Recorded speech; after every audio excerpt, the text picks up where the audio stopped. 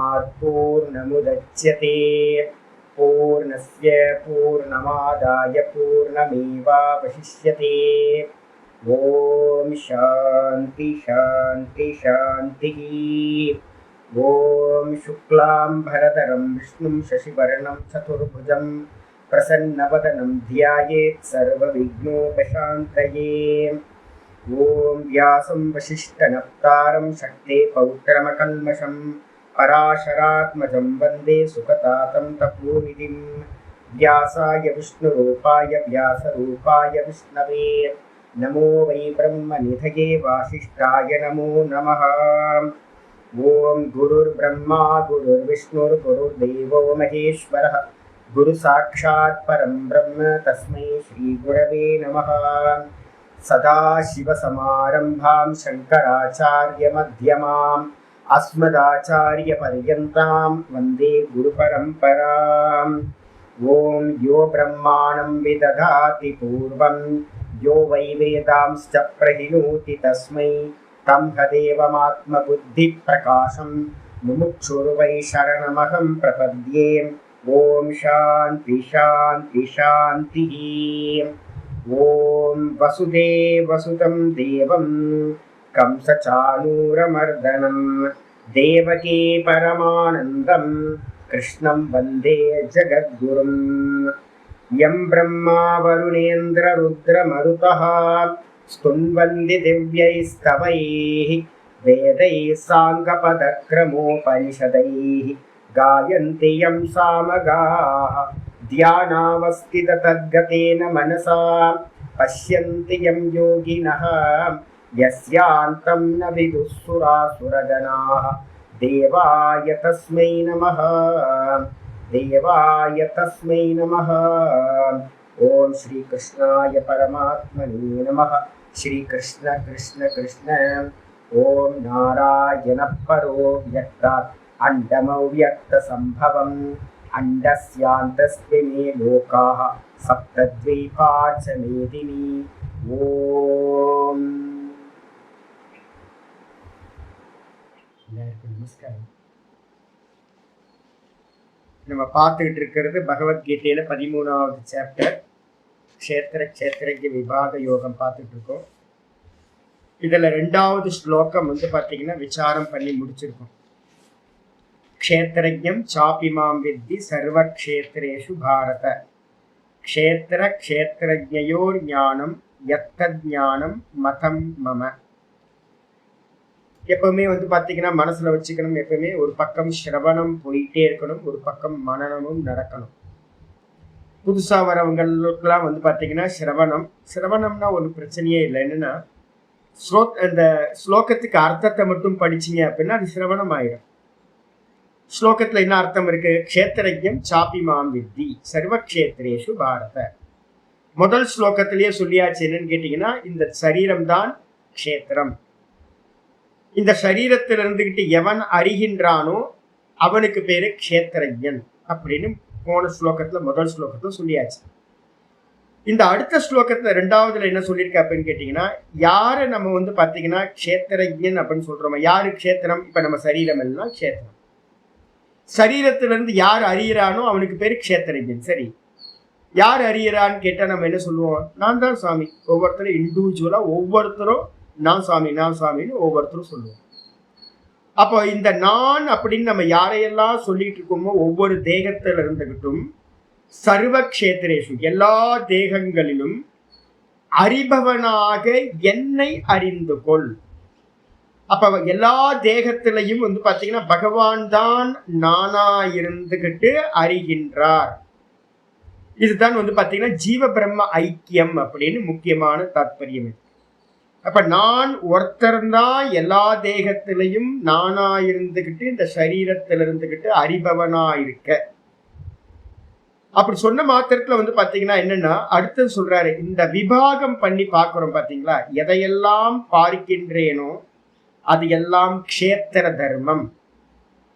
எதை யாரு பார்க்கிறாரோ அவர்தான் க்ஷேத்திரஜன். அப்ப இந்த உலகத்துல 2 தான் இருக்கு, வேற எதுவுமே இல்லை. ஒண்ணு பார்ப்பவன், இன்னொன்னு பார்க்கப்படும் வஸ்து. பார்க்கப்படும் வஸ்துக்கு பேரு க்ஷேத்திரம்னு பேரு, பார்க்கின்றவனுக்கு பேர் வந்து பாத்தீங்கன்னா க்ஷேத்திரஜன்னு பேரு. இந்த ரெண்டுத்தையும் பிரித்து அறிந்து கொள்கின்ற ஞானம் எதுவோ இந்த ஞானம்தான் ஞானம் என்பது என்னுடைய அபிப்பிராயம். நீங்க எவ்வளவு சப்தம் படிங்க, என்ன வேணாலும் தெரிஞ்சுங்க. நிறைய தர்க்கமா படிக்கலாம், கிராமர் படிக்கலாம், இல்ல வந்து கர்மகாண்டம் மீமாம்சா படிக்கலாம். 14 வித்தியைகள் சொல்லப்பட்டிருக்கு. வேதத்தோட பூர்வபாகமும் நிறைய இருக்கு. கர்மகாண்டத்தை பத்தி நிறைய படிக்கலாம். இந்த உலகத்துல இருக்கிற நிறைய எஜுகேஷன் இருக்கு. எல்லாத்தையும் படிக்கலாம். நானோ டெக்னாலஜில இருந்து எல்லாத்தையும் படிக்கலாம். கம்ப்யூட்டர் டெக்னாலஜி இருந்து ஏஐலாம் இப்ப ரொம்ப ஃபேமஸா போயிட்டு இருக்கு. என்ன வேணாம் பண்ணிக்கங்க. ஆனா வந்து பாத்தீங்கன்னா அதெல்லாம் ஞானம் இல்லை. எது ஞானம் அப்படின்னா பார்ப்பவனையும் பார்க்கப்படுகின்ற விஷயத்தையும் பிரிச்சு அறிதல் தான் ஞானம். இது வந்து பாத்தீங்கன்னா சிரவணம் முடிஞ்சு போச்சு. இப்ப அடுத்த கேள்வி வருது, மனனம் கேள்வி வருது. மனனம்னா என்ன அர்த்தம்? எப்படி ஆகும், பகவான் எப்படி எனக்குள்ளார இருக்கார் அப்படின்னு கேள்வி கேட்டீங்கன்னா அதுக்காக தான் சாஸ்திரார்த்தம் அப்படின்னு சொல்றோம். விசாரம் வந்து பாத்தீங்கன்னா டீப்பா நம்ம பார்த்துருக்கோம். நான் இன்னைக்கு என்ன பண்ண போறேன், மொத்தமா ஒட்டுக்கா என்னன்னா எல்லாத்தையும் ஒன்னா கன்க்ளூஷன் பண்ணி என்ன பார்த்துருக்கோன்னு அவங்களுக்கு சொல்ல போறேன். முதல் வந்து பாத்தீங்கன்னா எனக்கு டவுட் வரும், என்ன சந்தேகம் வரும் அப்படின்னா, பகவான் வந்து பாத்தீங்கன்னா இந்த தேகத்துல பகவான் இருக்கார் அப்படின்னா முதல் காரியம் என்ன அப்படின்னா, பகவான் தான் இந்த தேகத்துல பார்க்கிறவனா இருக்கார் அப்படின்னா என்ன ஆகும், சாஸ்திரம் இந்த சம்சாரம்ன்றது வந்து பாத்தீங்கன்னா இருக்காது, சம்சாரியும் இல்லாமல் போய்விடுவார்கள். ஏன் அப்படின்னா நம்ம எல்லாரும் என்ன சொல்லிட்டு இருக்கோம், பகவான் வந்து பாத்தீங்கன்னா நித்திய முக்தர் அப்படின்னு நம்ம சொல்லிட்டு இருக்கோம். பகவான் வந்து பாத்தீங்கன்னா நம்மள மாதிரி சம்சாரி இல்லை. அப்ப நம்மள மாதிரி சம்சாரி இல்லை அப்படின்னா அப்ப பகவான் அசம்சாரியா இருக்கிற பகவான், முக்தரா இருக்கக்கூடிய நித்திய முக்தரா இருக்கக்கூடிய பகவான் இந்த தேகத்துல நானா இருக்கார் அப்படின்னா அப்ப சம்சாரம் இல்லை, சம்சாரியும் இல்லை. அப்ப சம்சாரமும் இல்லை, சம்சாரியும் இல்லை, உள்ள இருக்கிறது முக்தன் அப்படின்னு எடுத்துக்கிட்டோம் அப்படின்னா இந்த சாஸ்திரம் படிக்கிறதும் வந்து பாத்தீங்கன்னா என்ன ஆகும், வியர்த்தமா போயிடும், எந்த ஒரு யூசேஜும் இருக்காது அப்படின்னு வந்து பாத்தீங்கன்னா பூர்வ பட்சிக்கு வந்து பாத்தீங்கன்னா முதல் கேள்வி. பூர்வ பட்சி யாரு, நம்ம தான். நமக்கே சந்தேகம் வரும், நம்ம எதுக்கு சாஸ்திரம் படிக்கிறோம், பகவான் தான் உள்ள இருக்கார் அப்படின்னா முக்தரா தானே பகவான் இருக்கார். அப்ப முக்தரா இருக்கும்போது எனக்கு ஃபீலிங் அப்படி ஆகலையே. எனக்கு வந்து பாத்தீங்கன்னா என்ன தெரியுது அப்படின்னா நான் வந்து சுகமாவும் துக்கமும் மோகத்தையும் தொடர்ந்து அடைஞ்சுக்கிட்டே இருக்கிறேன். சுகதுக்க மோகங்களும் எனக்கு date of birth, date of death இதெல்லாம் இருக்கு. அப்ப வந்து பாத்தீங்கன்னா பகவான் உள்ள இருக்கார் அப்படின்றத சாஸ்திரம் சொன்னாலும் கூட நம்மளால டைஜஸ்ட் பண்ண முடியல. எப்படி முடியும், பகவான் எப்படி உள்ள இருக்க முடியும்? அது மட்டும் இல்லாம அதுல என்ன சொல்றாருன்னா எல்லா தேகத்திலையும் நான் ஒருத்தன் தான் இருக்கேன் அப்படின்ற. நம்மளுடைய அனுபவம் அப்படி இல்லை. ஒவ்வொருத்தரும் இங்க 80 பேர் பாடம் கேட்கிறோம்னா 80 பேரும் வேற வேறதான். உலகத்துல எத்தனை கோடி ஜீவராசிகள் இருக்கோ அத்தனை கோடி ஜீவராசியும் தனித்தனியா நான் நான் நான் சொல்லிக்கிட்டு இருக்கு. இப்ப பகவான் ஒருத்தர் தான் எல்லாத்திலையும் இருக்கார் அப்படின்னா சம்சாரமே இல்லை, சம்சாரிகளும் இல்லை, சம்சாரமும் இல்லை, இந்த சாஸ்திரமும் வந்து பாத்தீங்கன்னா தேவையில்லை படிக்கிறது. ஆனா நமக்கு வந்து பாத்தீங்கன்னா அனுபவத்துல அப்படி இல்லையா சுவாமி. அனுபவத்துல வந்து பாத்தீங்கன்னா நான் பிறந்த இறந்த சுகதுக்கத்தை நான் சதா அனுபவிச்சுக்கிட்டே இருந்துகிட்டு இருக்கேன். க்ஷணம் க்ஷணம் மாறிக்கிட்டே இருக்கு. யாருக்காவது சுகர் வந்தா தெரியும், யாருக்காவது சுகர் வந்தா வந்து பாத்தீங்கன்னா 1 மணி நேரத்துக்கு ஒரு வாட்டி மாறிக்கிட்டே இருக்குங்க. எல்லாம் மாறிக்கிட்டே இருக்கு, சேஞ்ச் ஆகிட்டே இருக்கு. ராத்திரியில இருந்து பாத்துக்கிட்டே இருக்கு என்ன நடந்துகிட்டு இருக்கு அப்படின்னு. ராத்திரியில இருந்து ஒவ்வொரு மணி நேரத்துக்கும் சேஞ்சஸ் நடந்துகிட்டே இருக்கு. மெட்டபாலிசம் வந்து பாத்தீங்கன்னா ஏதோ போயிட்டே இருக்கு. அப்ப சேஞ்ச் ஆகிட்டே இருக்கு. நீங்க வந்து சொல்றீங்க இதே இல்லை, சம்சாரியே இல்லை, பகவான் தான் உள்ள இருக்காரு அப்படின்னு. அப்ப பகவானா இருந்தாருன்னா இந்த சம்சாரம் எதுக்கு எனக்கு அப்படின்னு கேள்வி வந்தோட அதுக்கு ஆன்சர் வந்து பாத்தீங்கன்னா பண்ணப்படுது. ஆச்சாரியார் வந்து பாத்தீங்கன்னா சொல்றார், ஞான அஜ்ஞான யோகோ அந்யத்வேன உபபத்தேஹே. ஒரே ஒரு விஷயம் தாங்க, ஞானிகளோட பார்வை வேற, அஜ்ஞானத்தோட பார்வை வேற. ஒரே விஷயத்த 2 டைமென்ஷன்ல வந்து பாத்தீங்கன்னா நம்ம பார்க்கிறோம். ஞானமும் அஜ்ஞானமும் வந்து பாத்தீங்கன்னா எப்படி அப்படின்னா ரெண்டும் ரொம்ப தூரம். இப்ப நம்ம எங்க இருக்கோம் அப்படின்னா அஜ்ஞானத்துல இருந்துகிட்டு இருக்கோம், இன்னும் நமக்கு ஞானம் வரல. இந்த அஜ்ஞானத்துல இருந்து நம்ம பார்க்கும்போது நமக்கு எப்படி தெரியுது அப்படின்னா நான் சம்சாரி, நான் பிறந்த இறந்து போவ சுகதுக்கங்களை அனுபவிச்சுக்கிட்டு இருக்க, நான் வேற, பகவான் வேற, அவர் எங்கேயோ இருக்கார். நான் அல்பஜ்ஞனா இருக்கேன், அல்ப சக்திமானா இருக்கேன், நாம் பகவானா ஆகவே முடியாது. இது பாத்தீங்கன்னா அஜானத்தோட திருஷ்டியில இருந்து பாக்குறது. ஞானத்தோட திருஷ்டி என்ன அப்படின்னு கேட்டீங்கன்னா, ஒரு முக்த புருஷத்தை போய் கேட்டீங்க அப்படின்னா சம்சாரம் இல்லை, நானும் ஈஸ்வரனும் பாத்தீங்கன்னா ஒருத்தர் தான் இருக்கிறது, ஒரே பரமாத்மா மட்டும்தான் இருக்கார், இந்த ஜீவ ஜகத்தின் ஒண்ணு இல்லை, ஏக்கமேவ அத்விதீயம் பிரம்ம தத்துவம் மட்டும்தான் இருக்கு அப்படின்னு அவர் சொல்லுவார்.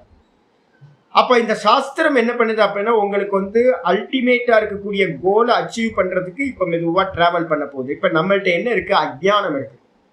இந்த அஜ்ஞானமும் ஞானமும் பாத்தீங்கன்னா ரொம்ப டிஃப்ரெண்ட் அப்படின்னு சாஸ்திரத்துல பாத்தீங்கன்னா ஆச்சாரியர் நிறைய கொட்டேஷன் பாத்தீங்கன்னா 11வது பேஜ் 12வது பேஜ்ல எல்லாம் பாத்தீங்கன்னா சொல்லி வச்சிருக்காரு.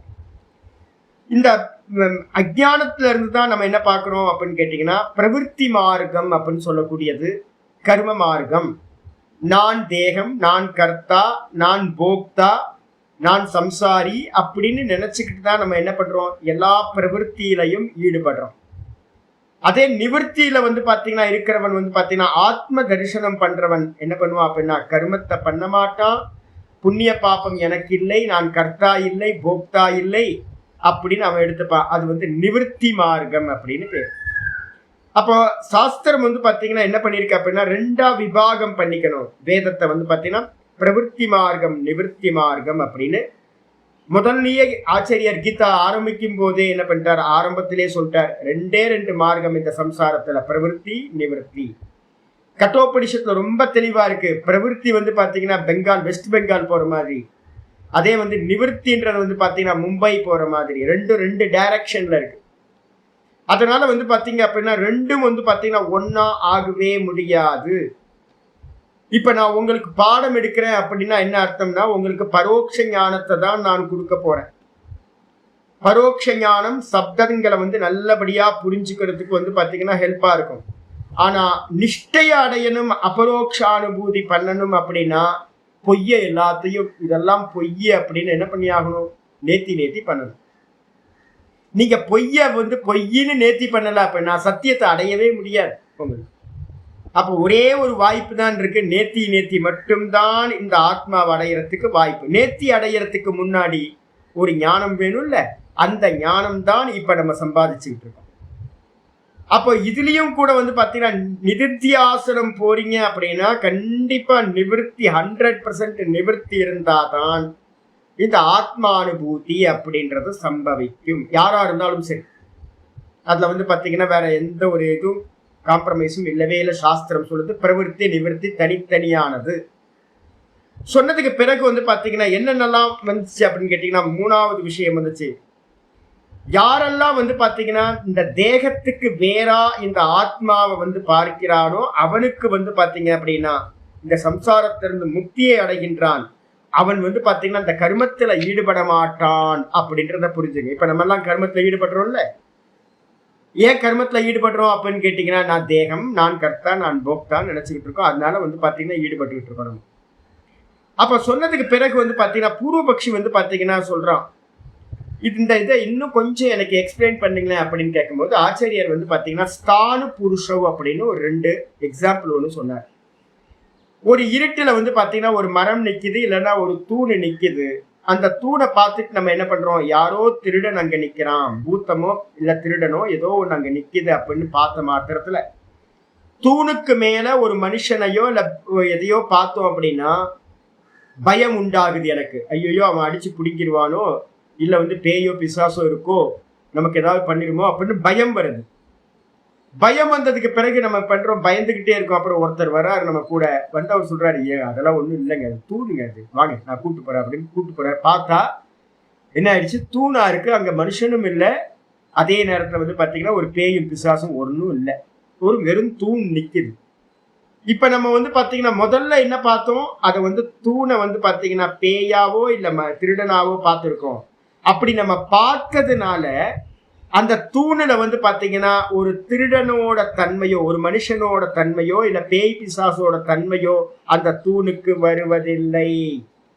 ஆச்சாரியர் ரொம்ப கிளியரா சொல்ற, நீங்க ஒண்ணுத்துக்கு மேல வேற ஒன்ன தப்பிதமா பார்த்தாலும் கூட, பொய்யா பார்த்தாலும் கூட சூப்பர் இம்போஸ் பண்ணி உன்னை பார்த்தாலும் கூட அதனால அந்த ஒரிஜினலா இருக்கிற அதிஷ்டானத்துக்கு ஆதார தத்துவத்துக்கு எந்த ஒரு சம்பந்தமும் இருக்காது, குணதோஷங்கள் வராது. அதுக்குதான் வந்து பாத்தீங்கன்னா ஸ்தானு புருஷ எக்ஸாம்பிள் வந்து பாத்தீங்கன்னா ஆச்சாரியார் சொன்னார். உடனே பூர்வ பக்ஷி சொன்னா, சுவாமி நீங்க சொன்ன எக்ஸாம்பிள் வந்து பாத்தீங்கன்னா வெளியில இருக்கு, ஆப்ஜெக்டா இருக்கு, விஷயமா இருக்கு. நான் வந்து பாத்தீங்கன்னா ஒரு தூணை பாக்குறேன், ஒரு தூணுக்கு மேல ஒரு புருஷனை பாக்குறேன், இதெல்லாம் வந்து ஆப்ஜெக்ட், எனக்கு புரியுது, நல்லாவே புரியுது எனக்கு. ஆனா இந்த இடத்துல எனக்குள்ளார வந்து பாத்தீங்க அப்படின்னா நான் அப்படின்றதும் தேகம் அப்படின்றதும் வந்து பாத்தீங்கன்னா எனக்கு பிரிச்சு பார்க்க முடியல சாமி. நீங்க சொன்ன எக்ஸாம்பிள் வந்து பாத்தீங்க அப்படின்னா பொருந்தாது அப்படின்னு அவர் சொல்லும் போது கிளியரா ஆச்சாரியார் சொல்றாரு என்ன அப்படின்னு கேட்டீங்கன்னா, நீங்க வந்து பாத்தீங்க அப்படின்னா இந்த தேகாதியில நடக்கக்கூடியது எல்லாத்தையும் நம்ம என்ன பண்ணிட்டோம், நானுக்கு மேல தூணு நானு, அந்த தூணுக்கு மேல எப்படி ஒரு திருடரை பார்த்தோமோ அதே மாதிரி இந்த தேகாதிய தூக்கி நான் தேகம், நான் மனசு, நான் புத்தி அப்படின்னு எல்லாத்தையும் தூக்கி பார்த்து கர்த்திருவம் போக்திருத்துவம் யாரு கர்மா பண்றான இந்த தேகாதிகள் பண்ணக்கூடிய கர்மாவை எல்லாத்தையும் அனுபவிக்கக்கூடிய இந்த தேகாதிகள் அனுபவிக்கிற எல்லா போகத்தையும் நான் கர்த்தாவா இருந்து பண்றேன், நான் போக்தாவா இருந்து போகம் பண்றேன் அப்படின்னு நம்ம என்ன பண்றோம், ஏத்தி வச்சு பார்க்கிறோம். இந்த நான்ல வந்து பாத்தீங்கன்னா நீங்க என்னதான் தேகாதிகளை ஏத்தி வச்சு பார்த்தாலும் என்ன அப்படின்னா புருஷனுக்கு மேல இந்த தேகாதிகளை ஆத்மாக்கு மேல ஏத்தி பார்த்தாலும் ஒண்ணுக்கு மேல ஒண்ணு ஏத்தி பார்த்தீங்கன்னா ஆதார தத்துவத்துக்கு நீங்க ஏத்தி வைக்கிறதுனால எதுவுமே நடக்காது. அப்ப அதனால நம்ம என்ன பண்ணணும் அப்படின்னு கேட்டீங்கன்னா, இந்த தேகம் திருஷ்யம், இந்த தேகத்தோட தர்மங்கள் எதுவுமே திரஷ்டாவா இருக்கிற நானுக்கு வந்து பாத்தீங்கன்னா சம்பவமே இல்லை அப்படின்னு வந்து பாத்தீங்கன்னா, இது வாஸ்தவத்துல திருஷ்டாந்தம் எதுக்காக சொல்றோம் அப்படின்னு கேட்டீங்கன்னா, அவன் சொல்றான் திருஷ்டாந்தம் பொய்யாச்சு அப்படின்னா, இல்லப்பா திருஷ்டாந்தம்ன்றது எக்ஸாம்பிள். அந்த ஓமை அப்படின்றது எதுக்காக சொல்லப்படுதுன்னா ஏக்க பட்சம் தான். எப்பவுமே வந்து திருஷ்டாந்தம் ஏக்க பட்சம், ஒன் சைடு மட்டும் தான் நம்ம எடுக்கணும். என்ன அப்படின்னா, இந்த தூணுக்கு மேல மனுஷனை வேற ஒன்ன பார்த்தோம்ல, அந்த அம்சத்தை தான் நம்ம இங்க எடுத்துக்கணும். தேகத்தை தூக்கி நம்ம எங்க பாக்குறோம், நான் தேகம் அப்படின்னு நம்ம பாக்குறோம்ல, இந்த ரெண்டு அம்சம் தான் எடுத்துக்கணும் மொழிய. நீங்க வந்து பாத்தீங்கன்னா வெளியில இருக்கு உள்ள இருக்கு அதெல்லாம் பார்க்காத. தூணுக்கு மேல ஒரு மனுஷனை பார்த்த லைட்டை கொண்டு போய் பார்க்கும்போது வந்து பாத்தீங்கன்னா அது தூணுன்னு தெரிஞ்சு போச்சு. அப்ப அந்த மனுஷனோட தர்மத்தை நீங்க அரை மணி நேரமா பார்த்திருந்தா கூட அந்த மனுஷனோட தர்மம் தூணுக்கு வராது. இவ்வளவுதான் சிம்பிள். இந்த விஷயம்தான். இதே மாதிரி இந்த நானுக்கு மேல அனந்த கோட்டி ஜென்மங்களா நீங்க என்ன பண்ணிட்டு இருக்கீங்க, நான் அப்படின்றதுக்கு மேல தேகம் தேகம் தேகம்னு எல்லாரும் பார்த்துக்கிட்டு இருக்கோம். நீங்க என்னதான் எல்லாரும் பார்த்தாலும் கூட, காலங்காலமா பார்த்தாலும் கூட ஆதார தத்துவத்துக்கு மேல பார்க்கக்கூடிய விஷயத்தினால, பொய்யான விஷயத்தினால எந்த ப்ராப்ளமும் வராது.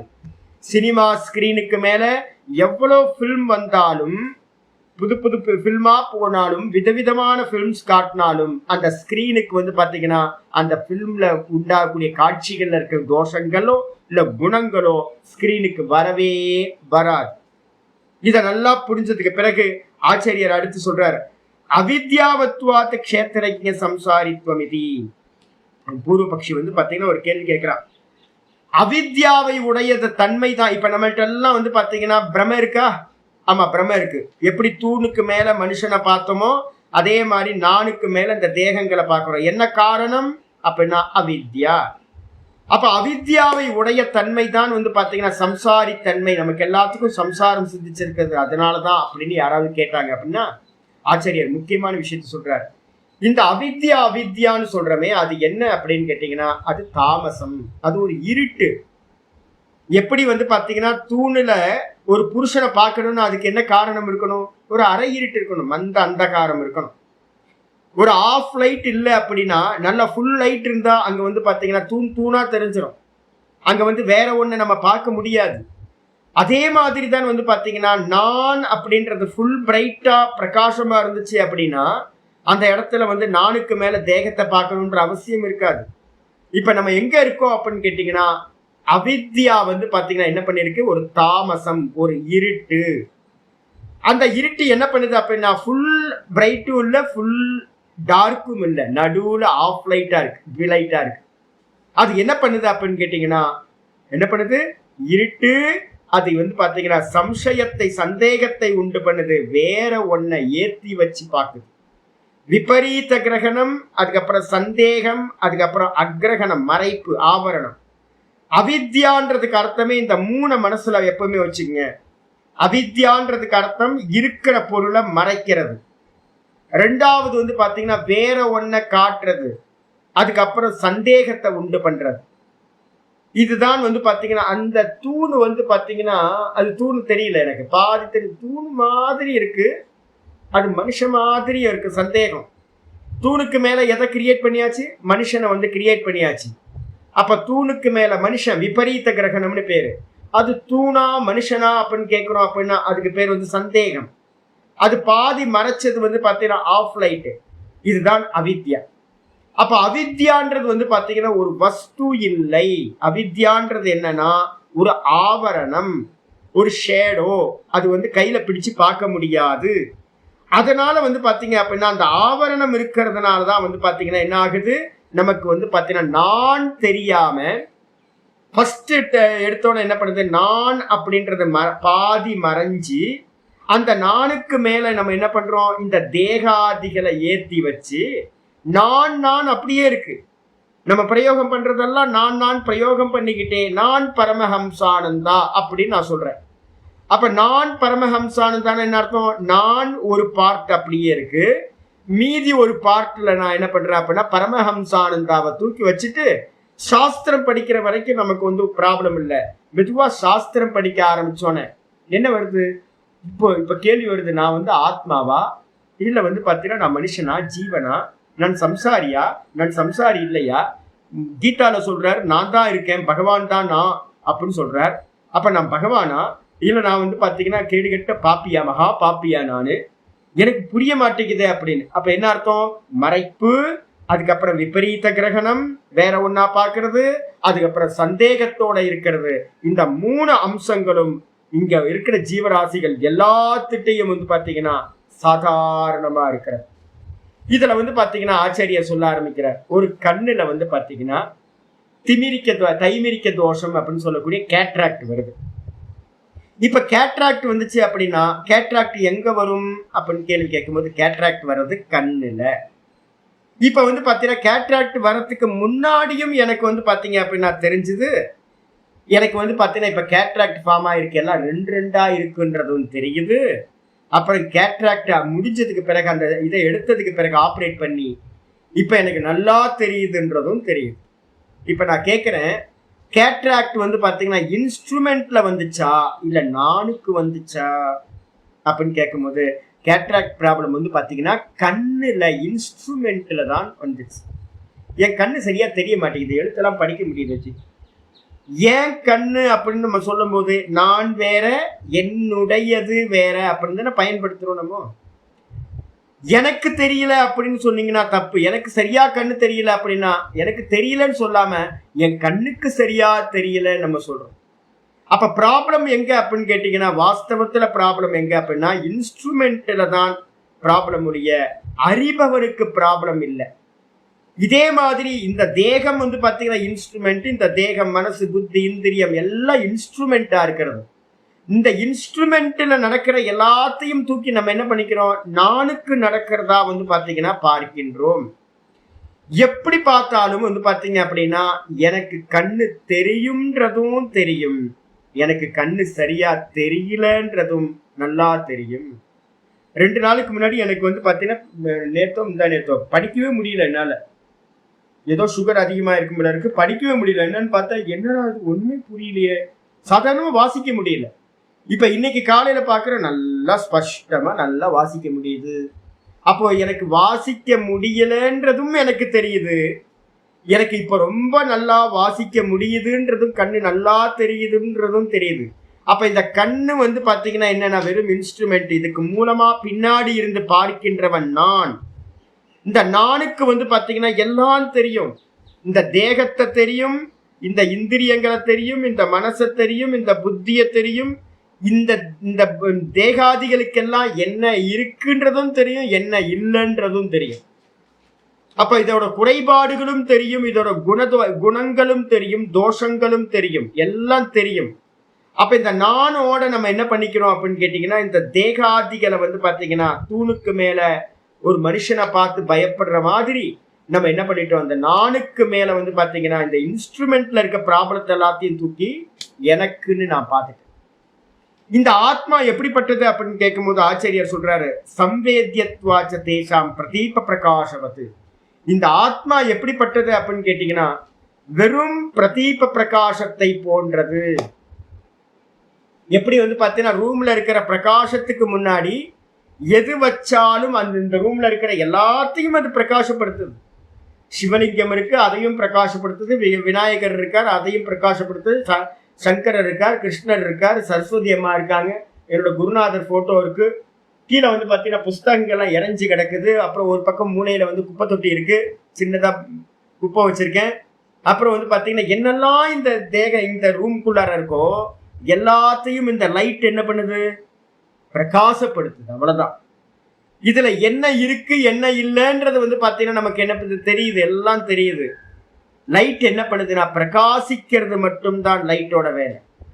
அதுல இருக்கக்கூடிய குணதோஷங்கள், இந்த ரூம்ல இருக்கக்கூடிய எந்த குணதோஷங்களும் எந்த ஒரு வஸ்துவோட தர்மமும் வந்து பாத்தீங்கன்னா அந்த பிரகாசத்துக்கு வந்து பாத்தீங்கன்னா போவதில்லை.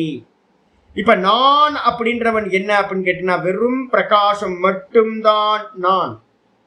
இந்த நானுக்கு வந்து பாத்தீங்கன்னா எதிர்க்க இருக்கக்கூடிய ஆப்ஜெக்ட்ல இருக்கக்கூடிய எந்த ஒண்ணுத்தோட குணதோஷங்களும் எதுவுமே வர்றதே இல்லை, கண்டிப்பா வர்றதில்லை. ஒரு பயம் வரும், ஐயோ தேகத்துக்கு வந்து இது ஆயிடுமோ அப்படி ஆயிடுமோ, இப்படி நமக்கு பிரச்சனை. அதான் இந்த தேகத்தை வச்சுதான் நமக்கு ஒரு உதாசீன பாவம் வரணும். என்ன அப்படின்னா என்ன ஆக போகுது, தேகத்துக்கு நடந்தா எனக்கு என்ன ஆக போகுது, ஃபர்ஸ்ட் அதை பிரிச்சு பாருங்க. ஏன் அப்படின்னா இதுதான் வந்து பாத்தீங்கன்னா உங்களுக்கு பெரிய ரிலீஃப் கொடுக்கக்கூடியது. இந்த ஞானம் இதுதான் பண்ணும். நீங்க பிரிக்கிறத வந்து பாத்தீங்கன்னா பண்ணியே ஆகணும். நான் பார்க்கிறவன், இந்த தேகத்துல நடக்கிற எந்த ப்ராப்ளமும் எனக்கு இல்லவே இல்லை அப்படின்னு வந்து பாத்தீங்கன்னா ரொம்ப ஸ்ட்ராங்கா என்ன பண்ணுங்க, நான் செத்து போகட்டும். யாராவது சொல்றாங்க, ஐயோ சாமி நீங்க பார்க்கணும் சாமி, கொஞ்சம் நெருவுலாம் வந்து பாத்தீங்கன்னா ப்ராப்ளம் ஆயிடும், கண்ணு போயிடும், அப்புறம் நடக்க முடியாது, காலெல்லாம் வந்து பாத்தீங்கன்னா கொஞ்சம் ப்ராப்ளம் ஆயிடும், நெர்வ்ஸ் எல்லாம் வந்து பாத்தீங்கன்னா ரொம்ப டேமேஜ் ஆயிடும், இந்த சுகர் அது மாதிரி பண்ணும், கிட்னியை வந்து ஃபெயிலியர் பண்ணி விட்டுரும் அப்படின்னு ரொம்ப பயப்படாதீங்க. என்ன உண்டு அதை பண்ணிக்கிட்டே போக வேண்டியதுதான். இதுக்கு வந்து பிராரப்தம் என்ன இருக்கோ அந்த பிராரப்தம் நடக்கும்.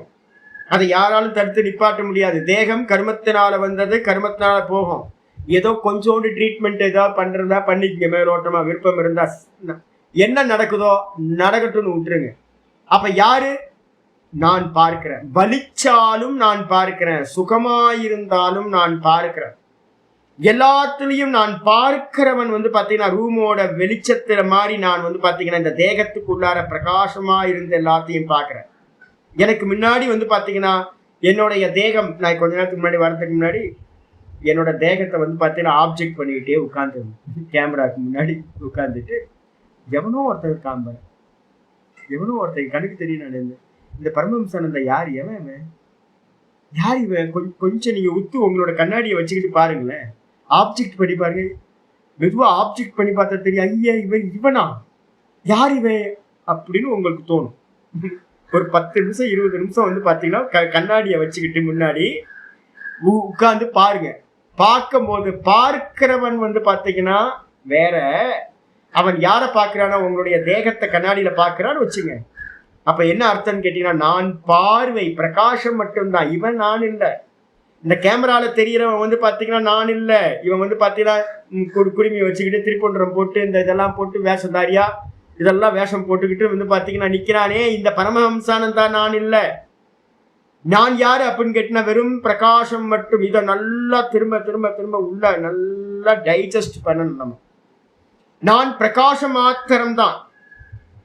ஒருவேளை பூர்வ பக்ஷி வந்து பாத்தீங்கன்னா சொல்ற மாதிரி இந்த தர்மங்கள் எல்லாம் திரஷ்டால இருக்கக்கூடிய திருஷ்யத்துல இருக்கக்கூடிய தர்மங்கள் எல்லாம் க்ஷேத்திர தர்மங்கள் எல்லாம் எனக்கு வந்துருச்சு அப்படின்னா வாஸ்தவத்துல அக்னியில இருக்கக்கூடிய உஷ்ணம் போல, அக்னியில இருக்க உஷ்ணத்தை விளக்க முடியுமா? அக்னியில இருக்கக்கூடிய உஷ்ணத்தை விளக்க முடியாது. அக்னியில இருக்கக்கூடிய உஷ்ணத்தை எடுத்தீங்கன்னா அக்னின்னு ஒண்ணு இருக்காது. அதே மாதிரி இந்த தேகத்தோட தர்மங்கள் எல்லாம் எனக்கு வாஸ்தவத்துல எனக்கு இருக்கு அப்படின்னு வச்சுக்கிட்டீங்கன்னா அனிர்மோக்ஷ பிரசங்கா, மோட்சம்னு ஒண்ணு யாருக்கும் கிடைக்கவே கிடைக்காது. அப்ப நல்லா புரிஞ்சுக்கணும் என்னன்னு கேட்டீங்கன்னா, இந்த தர்மங்கள் எதுவுமே என்னிடத்துல பாத்தீங்கன்னா வாஸ்தவம் இல்லை. இதுக்கு என்ன பேர் அப்படின்னா சயோக சம்பந்தம்னு பேர், வந்து சேர்ந்தது. இதை செப்பரேட் பண்ணி பார்த்தீங்க அப்படின்னா இதை பார்க்கறது தான் இந்த ஞானத்தோட முக்கியமான தாற்பயம். அதனால ஆச்சாரியர் என்ன பண்றாரு அப்படின்னு கேட்டீங்கன்னா, முக்கியமானது வரார். இந்த சம்சாரி இல்லை அப்படின்னா, அப்ப சம்சாரம் இருக்கா அப்படின்னா, நீங்க எது வரைக்கும் பார்க்காம இருக்கீங்களோ செப்பரேட் பண்ணி அது வரைக்கும் சம்சாரம். இதுல யோக சூத்திரத்துல பாத்தீங்கன்னா ஒரு சூத்திரம் நேற்று 2 நாளுக்கு முன்னாடி 3:26 பாத்தீங்கன்னா முடிஞ்சது. எல்லாரும் என்ன பண்ணணும்னா, யாரெல்லாம் முமுட்சுக்களா சாதகர்களா இருக்கமோ அவங்கெல்லாம் என்ன பண்ணணும்னா அபியாசத்தை பண்ணணும். எதுவரைக்கும் எல்லாம் திரஷ்டமா பார்க்கப்பட்டதா ஆகுமோ அது வரைக்கும் பாத்தீங்கன்னா அபியாசத்தை செய்ய வேண்டும். யாரா இருந்தாலும் சரி என்ன பண்ணணும் அப்படின்னா, புரிஞ்சுக்கிட்டலாம் ஒண்ணு இல்லை, ஆப்ஜெக்ட் பண்றீங்களா இல்லையா, இவ்வளவுதான் விஷயம். நீங்க இதுலயே பாத்தீங்க அப்படின்னா அமிர்த பிந்துல இருக்கு, யாவதேவ தாவதேவ நிரோதவியம் யாவது ஹிருதி கதம் க்ஷயம். இந்த மனசு பாத்தீங்கன்னா ப்ரொஜெக்ஷன் பண்ணி பார்த்துக்கிட்டே இருக்கு எல்லாத்தையும். இந்த மனசை பாத்தீங்கன்னா இந்த ஹிருதயத்துல இருக்கக்கூடிய நான்ல பாத்தீங்கன்னா நசிஞ்சு போற வரைக்கும் நீங்க அபியாசத்தை பண்ணிக்கிட்டே இருக்க வேண்டியது. இந்த திருஷ்யம் இருக்கிற வரைக்கும், உங்களுக்கு திருஷ்யத்தோட சிங்க் ஆகிட்டு இருக்கிற வரைக்கும் உங்களுக்கு மோட்சம்னு ஒண்ணு இல்லவே இல்லை. அப்ப என்ன அர்த்தம் அப்படின்னா, எல்லாத்தையும் பார்க்கணும், எல்லாம் எனக்கு தரிசனம் ஆகிற வரைக்கும் பாத்தீங்கன்னா விடக்கூடாது. விஷயத்தை பார்க்கணும், இது நான் இல்லை. தேகத்தை பார்க்கணும், இது நான் இல்லை. ரொம்ப தெரியுது, ஆனா அதுல நமக்கு நிஷ்டை இருக்கா அப்படின்னா நிஷ்டை இல்லை. அப்ப ஒவ்வொருத்திலையும் இருந்து இருந்து இருந்து இருந்து நிஷ்டையை பிராப்தி பண்ணணும். இதுதான் நிதித்தியாசன பிரக்கிரியால நடக்கிறது. மனனத்திலையும் நிதித்தியாசனத்திலையும், மனனத்தோட சூக்ஷ்ம மனனத்திலையும் நிதித்தியாசனத்திலையும் எது நடக்குது அப்படின்னா இந்த காரியத்தை தான் பண்றோம் நம்ம. சூக்ஷ்ம மனனம், ஸ்தூல நிதித்தியாசனம், இந்த ரெண்டுத்திலையும் என்ன பண்றோம் தெரியுங்களா, விஷயத்தை பாத்தீங்கன்னா எதிர்க்க வச்சுக்கிட்டு ரியாக்ஷன் ஆகாம இருக்கிறது. என்ன நடந்தாலும் வெளியில பாத்தீங்கன்னா வான்கோடு உயர்ந்தால் என்ன, தென்கோடு தாழ்ந்தால் என்ன அப்படின்னு ஓனா வெளியில போற ஓனா வலது பக்கம் போனா என்ன, இடது பக்கம் போனா என்ன, ராம ஆண்டா என்ன, ராவண ஆண்டா என்ன அப்படின்னு வெளியில இருக்கிற எல்லாத்துலயும் பாத்தீங்கன்னா நான் திரஷ்டா, இது எதுவுமே இல்லை அப்படின்னு வெறுமனே வேடிக்கை பார்த்துட்டு இருக்காரு. அதுக்கு அடுத்த ஸ்டெப் பாத்தீங்கன்னா தேகத்தை வேடிக்கை பார்க்கறது. நான் இப்ப சொன்னல கண்ணாடியை வச்சு பார்த்துட்டு யாரு இவன், எனக்கு 10 நிமிஷத்துக்கு முன்னாடி அதான் தோணுச்சு கிளாஸ் ஆரம்பிக்கிறது முன்னாடி, யார் இவன் நான் சென்ஸ், இவன் பிடிக்கவே இல்லை என்ன, இவன் யார் இவன் இப்படி இருக்கான், ஐயே கொஞ்ச நேரம் பார்த்தா இவனையா நம்ம நான் சொல்லிட்டு இருக்கேன். இப்ப நான் பேசிட்டு இருக்கும்போது நான் பார்த்துட்டு இருக்கேன், ஐயே இவனா யார் இவன், எனக்கு அந்நியமா தெரியுது, இவன் இல்ல நான் இல்லை இவன். அப்ப தேகத்தை பாத்தீங்கன்னா நான் இல்லைன்னு பாக்குறது ரெண்டாவது. அதுக்கப்புறம் இந்திரியங்களை எல்லாத்தையும் நான் இல்லைன்னு பாக்குறது, அதுல நல்லா எஸ்டாப்ளிஷ் ஆகுறது. அப்புறம் மனசையே பாத்தீங்கன்னா நான் இல்லை இது திருஷ்யம்னு பாக்குறது. இது எல்லாத்துலயும் நிஷ்டையை சம்பாதிச்சு 100% பாத்தீங்கன்னா இதுல இருந்து செப்பரேட் ஆகணும். இந்த செப்பரேட் ஆகி பாத்தீங்கன்னா நல்லா பண்ணிட்டோம் அப்படின்னா சாஸ்திரம் தேவையா தேவையில்லையா அப்படின்னு கேட்டீங்கன்னா எல்லா சாஸ்திரமும் இதுக்காக தான். இதெல்லாம் பொய்ன்னு சொல்றதுதான் சாஸ்திரம் சொல்லுது. நீ திரஷ்டா, நீ சத்தியம், உனக்கு கண்ணியமா இதெல்லாம் பொய் திருஷ்யம் அப்படின்னு சொல்லுது. இது மனசுல வர்றதுக்காக தான் திரும்ப திரும்ப திரும்ப கையை வச்சு குட்டி குட்டி குட்டி குட்டி சொல்லுது பாஷ்யங்கள் எல்லாம். அப்ப ஒருத்தன் முக்தன் ஆயிட்டான் அப்படின்னா இந்த சம்சாரித்துவமும் இல்லை, சம்சாரமும் வாஸ்தவத்துல இல்லை அப்படின்னா சாஸ்திரம் அனர்த்தக்கியமா போயிடுமே, அனர்த்தமா போயிடுமே, சாஸ்திரம் யூஸ்லெஸ்ஸா போயிடுமே அப்படின்னு கேட்டீங்கன்னா இல்ல அப்படி போகவே போகாது. ஏன் அப்படின்னு கேட்டீங்கன்னா, யாருக்கு சாஸ்திரம், ஃபர்ஸ்ட் அதை புரிஞ்சுங்க. ஆச்சாரியர் அடுத்த டாபிக் வர, யாருக்கு சாஸ்திரம் அப்படின்னு கேட்டீங்க அப்படின்னா, யாரு பாத்தீங்கன்னா எல்லாரும் சொல்றாங்க முக்த அவஸ்தையில இருக்கிறவனுக்கு சாஸ்திரம் இல்லை. முக்த அவஸ்தையில இருக்கிறவனுக்கு எவனுக்குமே சாஸ்திரம் தேவையில்லை. எல்லா சாஸ்திரங்களும் அப்படிதான் சொல்லுது, எல்லா மதவாதிகளும் அப்படிதான் சொல்றாங்க. அப்ப முக்தனுக்கு பாத்தீங்கன்னா சாஸ்திரம் தேவையில்லை. அப்ப யாருக்கு அப்படின்னு கேட்டீங்கன்னா, நான் பந்தப்பட்டிருக்கேன், நான் மோட்சம் அடையணும்னு எவன் நினைக்கிறானோ அஜ்ஞானத்துல இருக்கானோ அந்த அஜ்ஞானத்துல இருக்கிறவனுக்கு அஜ்ஞானத்தை நீக்கிறதுக்காகத்தான் இந்த சாஸ்திரமும் சொல்லப்பட்டிருக்கு அப்படின்னு ஆச்சாரியர் என்ன பண்றார், ஒரு கன்க்ளூஷனுக்கு வந்து பாத்தீங்கன்னா வர ஒரு மந்திரம் இருக்கு. விவேக சூடாமணியில வந்து பாத்தீங்கன்னா ஒரு ஸ்லோகம் இருக்கு. விவேக சூடாமணி 59ல அவிஜ்ஞாதே பரே தத்வே சாஸ்திராதீதஸ்து நிஷ்பலா, விஜ்ஞாதே அப்பி பரே தத்வே சாஸ்திராதீதஸ்து நிஷ்பலா, சாஸ்திராதீதஸ்து நிஷ்பலா. ஒருத்தன் சாஸ்திர நல்ல ஆத்மாவை அறிந்த பிறகு வந்து பாத்தீங்கன்னா அவனுக்கு இந்த சாஸ்திரம் யூஸ்லெஸ், குப்பை. பகவான் ரமணர் வந்து பாத்தீங்கன்னா சொல்லுவார், கூட்டுற குப்பையை வந்து பாத்தீங்க அப்படின்னு நல்ல குப்பை கெட்ட குப்பைனா பாப்ப, குப்பைதான் குப்பைனா குப்பைதான், எல்லாத்தையும் குப்பைன்னு நினைச்சு டஸ்ட் நினைச்சு கூட்டி தள்ளு எல்லாத்தையும். அதே மாதிரி வந்து பாத்தீங்கன்னா திருஷ்யத்துல வந்து நல்ல திருஷ்யம் கெட்ட திருஷ்யம்னு ஏதாவது இருக்கா அப்படின்னு கேட்டினா, நல்ல திருஷ்யம் கெட்ட திருஷ்யம் இல்ல, மொத்த ஜெகத்தே வந்து என்னது திருஷ்யம். அதுல சாஸ்திரம் மட்டும் நல்லது அப்படின்னு எடுத்து வச்சுப்பானா அப்படின்னு கேட்டீங்கன்னா சாஸ்திரமும் பொய் தான். அனுபூதி நிலையில இருந்து பார்க்கும் போது சாஸ்திரமும் யூஸ்லெஸ். அப்ப எவனாவது ஒருத்தன் அனுபூதி நிலையில இருந்துகிட்டு சாஸ்திரத்தை படிப்பானா அப்படின்னு ஏன் படிக்கணும்? அனுபூதிக்காக தான் சாஸ்திரம். அனுபூதி அடைஞ்சதுக்கு பிறகு சாஸ்திரம் தேவையில்லை. அதே மாதிரி வந்து பாத்தீங்கன்னா நீங்க பாடம் படிச்சுக்கிட்டு நானும் படிக்கிறேன் அப்படின்னு, என்னோட ஹஸ்பண்ட் வந்து பாத்தீங்கன்னா கம்பெனிக்கு போனாருன்ற மாதிரி நம்மளும் வந்து பாத்தீங்க அப்படின்னா டெய்லி கிளாஸ்க்கு வரோம், டெய்லி கிளாஸ்க்கு வரோம், போறோம், டெய்லி வரோம். நானே தெரிஞ்சுக்கிறதுக்காக முயற்சி பண்ணாம சப்தமா ட்ரை பண்ணிட்டு இருந்தீங்க அப்படின்னா, பாண்டித்யத்துக்கு ட்ரை பண்ணிட்டு இருந்தீங்க அப்படின்னா வேஸ்டா போயிடும்.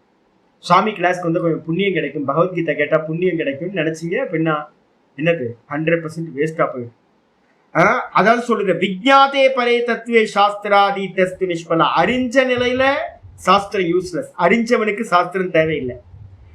அறியவே இல்லை அப்படின்னா அவிஜ்ஞாதே பரே தத்துவே, பரதத்துவத்தை அறியாம நம்ம சாஸ்திரத்தை திரும்ப திரும்ப படிச்சுக்கிட்டே இருக்கணும். இது சப்தமா போயிடும், வெறும் சப்தமா போயிடும். அப்ப நல்லா புரிஞ்சுக்கணும் என்னன்னு கேட்டீங்கன்னா, நான அறியறதுக்காகத்தான் இந்த சாஸ்திரம். அப்ப இந்த சாஸ்திரத்தோட பிரவருத்தி யாரு ஈடுபடுறா அப்படின்னா அஜ்ஞானியா இருக்கிறவன் தான் ஈடுபடுறான். அதுக்கப்புறம் ஆச்சாரியார் வந்து பாத்தீங்கன்னா சொல்ற, நம்ம இந்த ஆத்மால வந்து பாத்தீங்கன்னா 2 அவஸ்தைகளை வச்சுக்கலாமா சாமி? முதல் அவஸ்தை வந்து பாத்தீங்கன்னா அஜ்ஞான அவஸ்தையில இருந்துகிட்டு சாஸ்திரத்தை படிச்சு ஞான அவஸ்தைக்கு வரலாமா அப்படின்னு கேட்டீங்கன்னா, ஆத்மால வந்து பாத்தீங்கன்னா அவஸ்தா பேதங்கள் எதுவுமே இல்லை. எந்த காலத்திலையும் நான் இந்த ஆத்மா அஜ்ஞானியா இருந்ததே இல்லை. நான் இப்போ இருக்கும் போதும் ஆத்மா இப்பவும் வந்து பாத்தீங்கன்னா நான்றது வந்து பாத்தீங்கன்னா முக்த அவஸ்தையில தான் இருக்கு. எனக்கு ஆத்மால பந்த அவஸ்தைன்னு ஒண்ணு வரவே இல்லை, முக்த அவஸ்தையும் வரப்போறதில்லை. இந்த 2மே கல்பனை தான். நான் வந்து பாத்தீங்கன்னா பந்தப்பட்டிருக்கன்றதும் கல்பனா தான், நான் முக்தி அடைஞ்ச அவஸ்தையில இருக்கிறதும் கல்பனை தான். இது எதுவுமே வாஸ்தவம் இல்லை. எப்படி அப்படின்னு கேட்டீங்க அப்படின்னா, நீ ஆத்மாக்கு மேல வந்து பாத்தீங்கன்னா எப்படி சொல்லுவ?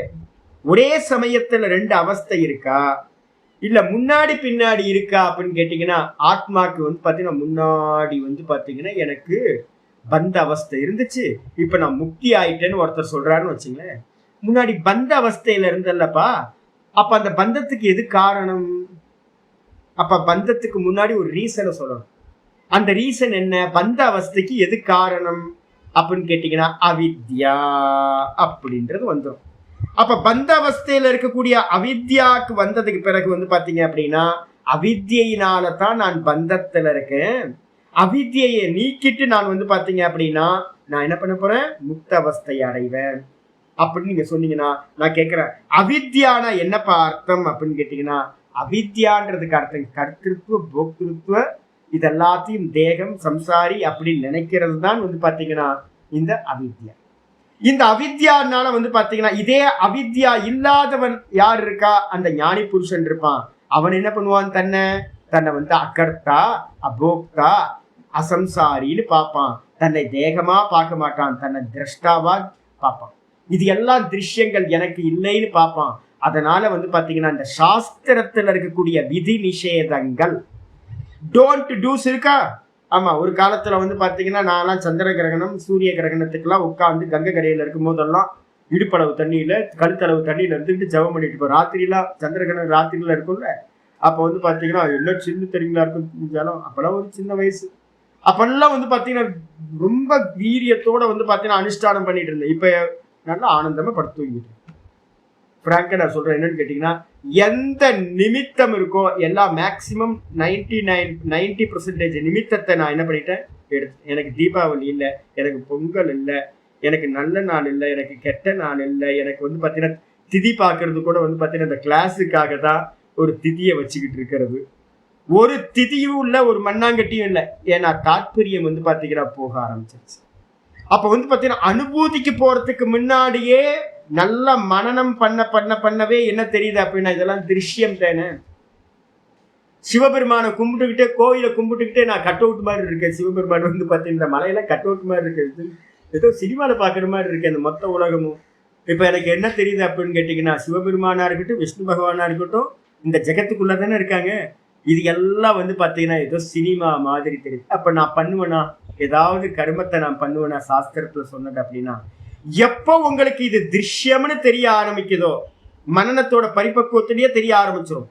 அப்ப என்ன ஆகும் கேட்டீங்கன்னா, சாஸ்திரத்துல சொல்லப்பட்ட பூர்வ பாகத்துல கர்மகாண்டத்துல சொல்லப்பட்ட விதி நிஷேதங்கள் இது எல்லாம் வந்து பாத்தீங்கன்னா எனக்கு இல்லை நான் பார்ப்பவன் அப்படின்ற ஒரு எண்ணம் வந்துருச்சுனாவே அதுல அனுஷ்டானம் பண்ண முடியாது. அப்ப யாரு அனுஷ்டானம் பண்றா அப்படின்னு கேட்டீங்கன்னா, யாருக்கு பலன் வேணுமோ, யாரு தன்னை கர்த்தா போக்தா நினைக்கிறானோ, எனக்கு புண்ணிய பலன்கள் வேணும், எனக்கு பாப்பம் வந்துடக்கூடாதுன்னு அஜ்ஞானியா தன்னை தேகியா நினைக்கிறானோ அவனுக்கு தான் வந்து பாத்தீங்க அப்படின்னா இந்த சாஸ்திரத்துல சொல்லப்பட்ட விதி நிஷேதங்கள் செய்யாதேன்னு சொல்லக்கூடிய எல்லா கருமங்களும் அவனுக்கு தான் சித்திக்குது. ஆனா வந்து பாத்தீங்கன்னா நம்மள மாதிரியே நிறைய பேர் வந்து பாத்தீங்கன்னா ஞானின்னு நம்ம சொல்றவங்களும் கூட நம்மள மாதிரியே வந்து பாத்தீங்கன்னா பண்றாங்களே சுவாமி அப்படின்னா ஆச்சாரியார் கண்டனம் பண்றாரு. இப்போ இருக்கிற நவீன மதவாதிகளை வந்து பாத்தீங்கன்னா சும்மா வேஷத்துக்காக வந்து ஞானி வேஷம் போடுறவங்க நிறைய இருக்காங்க. அப்ப வந்து பாத்தீங்கன்னா ஆச்சாரியர் ஒரு கன்க்ளூஷனுக்கு வரார். என்னன்னா அற்புதமான கன்க்ளூஷன். நிழலையும் பிரகாசத்தையும் என்ன பண்ண முடியாதுன்னா ஒன்னா வைக்க முடியாது. இருட்டையும் பிரகாசத்தையும் ஒன்னு கூட்டி வைக்கவே முடியாது. அஜ்ஞானத்தினால்தான் நான் தேகம், நான் கர்த்தா, நான் போக்தா, எனக்கு புண்ணியம் வரும், எனக்கு பாப்பம் வரும் அப்படின்னு நினைக்கிறதெல்லாம் அஜ்ஞானம். நான் திரஷ்டா, எனக்கு தேகம் இல்லை, நான் கர்த்தா இல்லை, போக்தா இல்லைன்றது வந்து ஞானம். இந்த ரெண்டும் வந்து பாத்தீங்கன்னா ஒரே சமயத்துல ஒரு நபர்கிட்ட வந்து பாத்தீங்கன்னா இருக்குமானா இருக்க முடியாது. அஜ்ஞானத்தையும் ஞானத்தையும் கூட்டி வைக்க முடியாது. அதனால வந்து பாத்தீங்கன்னா ஒரு ஞானி புருஷன் கண்டிப்பா வந்து பாத்தீங்கன்னா என்ன பண்ண மாட்டான், சாஸ்திரத்துல சொல்லப்பட்ட எந்த விதி நிஷேதங்களையும் ஃபாலோ பண்ண மாட்டான். சொன்னதுக்கு பிறகு வந்து பாத்தீங்க அப்படின்னா இந்த ரெண்டு தப்ப சாஸ்திரம் தானே வந்து பாத்தீங்கன்னா ரெண்டு விதி நிஷேதங்களையும் சொல்லுது. அதுக்கப்புறம் உத்தர பாகத்துல வந்து நீ அகம் பிரம்மாசம் தத்துவமசின்றதையும் வேதம் தானே சொல்லுது. அப்படின்னா வேதத்துல பூர்வ பாகம் உத்தர பாகம் பிரிக்கிறோம் இல்ல. ஏன் பிரிக்கிறோம் அப்படின்னா அதிகாரி பேதம். ஆச்சாரிய சொல்ற ரெண்டு பேர் நிக்கிறான், தேவதத்தன் அப்புறம் விஷ்ணு தத்தன் அப்படின்னு ரெண்டு நிக்கிறான். அவன்கிட்ட பார்த்துட்டு நான் சொல்றேன், தேவதத்தனை பார்த்து, தேவதத்தா நீ அந்த புஸ்தகத்தை எடுத்துட்டு வா அப்படின்னு நான் ஒரு ஆர்டர் பண்றேன். ஆர்டர் பண்ணோன்னு யார் போவா, தேவதத்தன் தானே போவான். விஷ்ணு தத்தன் என்ன பண்ணுவான், பேசாம இருப்பான். ஏன் பேசாம இருப்பான் அப்படின்னு கேட்டீங்கன்னா, கமெண்ட் பண்ணது யார, தேவதத்தனை தான் கமெண்ட் பண்ணியிருக்கார் குருநாதர். தேவதத்தன் தான் அதை எடுப்பான். ஒருவேளை வந்து பாத்தீங்கன்னா இவன் கேட்காம இருந்தானா, இந்த சப்தம் இவனுக்கு தேவதத்தா புஸ்தகத்தை எடுத்துட்டு வான்றதுல தேவதத்தன்ற சப்தத்தை இவன் கேட்காம இருந்தான்னு வச்சுங்களேன், புஸ்தகத்தை எடுத்துட்டு வான்னு சொன்ன மாத்திரத்துல என்ன பண்ணிருப்பான், விஷ்ணு தத்தனும் போய் புஸ்தகத்தை எடுக்கிறதுக்கு ட்ரை பண்ணிருப்பான். அப்போ சரியா கேட்டிருந்தான் அப்படின்னா என்ன பண்ணுவான் அப்படின்னு கேட்டீங்கன்னா, இது எனக்கு இல்ல, என்ன குருநாதர் வந்து புக்கை எடுக்க சொல்லல, விஷ்ணு தத்தனை தான் வந்து பாத்தீங்கன்னா தேவதத்தனை தான் புஸ்தகத்தை எடுக்க சொல்லியிருக்கார் அப்படின்னு இந்த விஷ்ணு தத்தன் என்ன பண்ணுவான், கையை கட்டி சுவாமி முன்னாடி சுத்தாப்புன்னு உட்காந்து. இதுதான். அப்போ இதே மாதிரி அஜ்ஞானத்துல தன்னை கர்த்தா போக்தான் யாரெல்லாம் நினைச்சுக்கிட்டு இருக்காங்களோ அவங்களுக்கு பூர்வ பாகம் என்ன பண்ணுது அப்படின்னா டோன்ட் டூஸ் எல்லாத்தையும் சொல்லுது. இதே நேரத்துல விஷ்ணு தத்தன் மாதிரி வந்து பாத்தீங்கன்னா தன்னை திரஷ்டான்னு எவன் தெரிஞ்சுக்கிட்டானோ, வைராக்கியம் வந்துடுச்சோ இந்த தேகாதிகள்ல, அவனுக்கு வந்து பாத்தீங்கன்னா இந்த விதி நிஷேதங்கள் எதுவுமே ஒர்க் அவுட் ஆகிறது இல்லை. அவன் பாட்டுக்கு சுப்சாப் நின்றுட்டு பார்த்துக்கிட்டு இருப்பான். இதுதான். அப்ப அதிகாரி பேதத்தை வச்சுதான் சாஸ்திரத்துல பூர்வபாகமும் உத்தரபாகமும் பிரவிற்த்தியும் நிவர்த்தியும் உபதேசம் செய்யப்பட்டிருக்கு. ஆனா ஆச்சாரியர் வந்து பாத்தீங்கன்னா என்ன பண்றார், போற போக்குல வந்து பாத்தீங்கன்னா சில பேரை கண்டனமும் பண்றார். இந்த உலகத்துல வந்து பாத்தீங்க அப்படின்னா தன்னை ஞானின்னு நினைச்சுக்கிட்டு இருக்கவங்களும் கூட வந்து பாத்தீங்க அப்படின்னா என்ன பண்றாங்க, பிரவೃತ್ತಿ நிலை நம்மள மாதிரியே ஈடுபடுறதை நம்ம பார்க்கறோம். சரி, ஞானியா கூட இருக்கட்டுங்க, மகாபெரியவர் மாதிரியோ இல்லை வந்து பாத்தீங்கன்னா ரமணர் மாதிரியோ, இல்லை வந்து பாத்தீங்கன்னா யாரெல்லாம் நம்ம தமிழ்நாட்டில் வந்து பாத்தீங்கன்னா முக்த புருஷர்களா இருக்காங்களோ, சதாசிவ பிரம்மேந்திரோட நெரூர் சமாதிக்கு போய் பாருங்க. இது மாதிரி நிறைய இடத்துல போய் பார்த்தீங்க அப்படின்னா என்ன தெரியும் அப்படின்னு கேட்டீங்கன்னா சொல்லிப்பாங்க. என்னன்னு கேட்டீங்கன்னா, நான் சதாசிவ பிரம்மேந்திரோட ஃபாலோவரா இருக்கேன், எனக்கு அவர் தான் குருநாதர் அப்படின்னு. அவர் முக்தர் தானே? ஆமா, அவர் முக்தர் தான். அவர் முக்தரா இருந்தார். ஆனா ஃபாலோ பண்றவன்கள் எப்படி இருக்காங்க அப்படின்னு கேட்டீங்கன்னா, அங்க போய் வந்து பாத்தீங்கன்னா ஒரு நாள் போங்க, நெரூருக்குலாம் போய் பார்க்கணும். அற்புதமான கஷேத்திரம் அது. சதாசிவ பிரம்மேந்திரோட சமாதியில போய் உட்கார்ந்து மெடிடேட் பண்ணதுக்கு பிறகு பார்த்துக்கிட்டே இருந்தீங்க என்ன நடந்துகிட்டு இருக்குன்னு பார்த்தீங்க அப்படின்னா, எல்லாம் சங்கல்பம் சங்கல்பம் சங்கல்பம், அநேக சங்கல்பம், நித்திய சங்கல்பத்தோட தான் பூஜை நடந்துட்டு இருக்கு. ஆனா அவரு சதாசிவ பிரம்மேந்திரர் எந்த சங்கல்பமும் இல்ல, நான் கர்த்தா இல்லை, நான் போக்தா இல்லை, சர்வம் பிரம்மமயம்னு கிருதி எழுதி வச்சுட்டு போயிட்டார். சர்வம் பிரம்மமயம், இருக்கிறது பிரம்மம் மட்டும்தான் அப்படின்னு. இதே வந்து பாத்தீங்கன்னா அவரோட ஃபாலோவர்ஸ் என்ன பண்றாங்க அப்படின்னு கேட்டீங்கன்னா, எல்லாத்துக்கும் காமத்தோட தான் சங்கல்பங்களை பண்ணிக்கிறாங்க. அப்ப என்ன அர்த்தம் ஆகுதுன்னு கேட்டீங்கன்னா, யாரோ ஒருத்தன் விவேக்கி இருப்பான் அப்படின்ற ஆச்சரியம். சங்கல்பம் தேவையில்லாம வந்து பாத்தீங்க அப்படின்னா, சங்கல்பம் இல்லாம எனக்கு எதுவும் வேணாம், நான் பிரம்மமா இருக்கேன், ஆத்மாவா இருக்கேன், சுவாமி சொன்னார், சுவாமி சொல்லியிருக்கார், இருக்கிறதெல்லாம் பிரம்மம் தான் சொல்லியிருக்கார், நான் அதை தான் ஃபாலோ பண்ண போறேன், நான் தேகம் இல்லை, நான் ஜீவன் இல்லை அப்படின்னு ஃபாலோ பண்றவன், விவேகம் பண்றவன் வந்து பாத்தீங்கன்னா பெரியவங்க சொன்ன வார்த்தையை ஃபாலோ பண்றவன், குருநாதரை ஃபாலோ பண்றவங்க கஷ்டித்தீரக யாரோ சில விவேகிகள் தான் இருப்பாங்க. மீதி இருக்கிறவங்க எல்லாரும் வந்து பாத்தீங்கன்னா மகான்களோட சந்நிதிக்கு போனா என்னன்னு கேட்டீங்கன்னா, எல்லா இடத்துலயும் வந்து பாத்தீங்கன்னா குரு பாதுகா பூஜை இருக்கு. எல்லா இடத்துலயும் ஐஸ்வர்யம் வேணுமா, பாதுகா பூஜை பண்ணீங்கன்னா ஐஸ்வர்யம் வந்துடும். குரு பாதுகா பூஜைக்கு ரொம்ப ஸ்பெஷல். அதனால என்ன பண்றாங்கன்னு கேட்டீங்கன்னா, எல்லா சமாதிகள்லயும் வந்து பாத்தீங்கன்னா வியாழக்கிழமைக்கு ஒரு குரு பாதுகா பூஜை, தட்ட பூஜை அப்படின்னு வச்சிருவாங்க. வச்சுட்டீங்கன்னா அது பக்கம் ஒரு பக்கம் ஓடிக்கிட்டே இருக்கும். எவனுக்குமே சங்கல்பம் இல்லாம போகக்கூடாதுன்னு ரொம்ப கவனமா இருக்காங்க. நிஷ்காமியம்ன்றதை யாரும் சொல்றதே இல்லை. ஈஸ்வர பிரீத்தியார்த்தம், குரு பிரீத்தியார்த்தம் பண்ணுங்க அப்படின்னா பண்ண மாட்டாங்க. எல்லாத்துக்கும் சங்கல்பம் எங்க அப்படின்னு கேட்டீங்கன்னா, மகான்களோட சந்நிதியில சமாதியில இந்த பூஜை நடந்துகிட்டே இருக்கு. அப்ப என்ன அர்த்தம் கேட்டீங்கன்னா, யாரோ ஒரு தீரன் வந்து பாத்தீங்கன்னா ஒரு விவேக்கு வருவாங்க, மீதி இருக்கவங்க எல்லாரும் திரும்ப திரும்ப திரும்ப இந்த காமியத்திலேயே ஈடுபட்டு இருப்பாங்க. இல்ல நீங்க சொல்றீங்க சரி, ஆனா நம்மள மாதிரியே வந்து பாத்தீங்கன்னா இது என்னோடது, இது நான் இதை அடையணும் அப்படின்ற எண்ணத்தோட நிறைய மடாதிபதிகள்லாம் நிறைய பேர் அப்படித்தானே இருக்காங்க. எப்படி சாமானிய ஆட்கள் வந்து பாத்தீங்கன்னா விவகாரத்துல ஈடுபடுறாங்களோ அதே மாதிரி தானே வந்து பாத்தீங்கன்னா நிறைய பேர் வந்து பாத்தீங்கன்னா பெரிய மகான்களா சொல்லிக்கிற நிறைய பேரும் அப்படித்தானே இருக்காங்க. அப்படின்னு கேள்வி கேட்கும் போது அவங்களோட பாண்டித்யத்தை தெரியாதா என்ன? எல்லாத்துக்கும் வந்து பாத்தீங்கன்னா தேகாத்ம புத்தி தான் இருக்கு. அவங்க தன்னை தேகம்னு நினைச்சுக்கிட்டு தான் வந்து பாத்தீங்க அப்படின்னா அவங்க என்ன பண்றாங்க, அவிக்கிரியமான ஆத்ம தத்துவத்தை பார்க்காமல் இந்த தேகத்தை நான் அப்படின்னு பார்த்துக்கிட்டு பாண்டித்யத்தோட இருந்துகிட்டு நான் பெரிய பண்டிதன் அப்படின்னு அவங்க என்ன பண்ணிட்டு இருக்காங்க, இருந்துகிட்டு இருக்காங்க. அதனால இப்ப இருக்கிற மடாதிபதிகளை பத்தியோ இப்ப இருக்கிற வந்து பாத்தீங்கன்னா பெரிய பெரிய ஆட்கள்னு தன்னை ஃபேமஸா இருக்கிறவங்களை பத்தி பேச்சு இல்ல.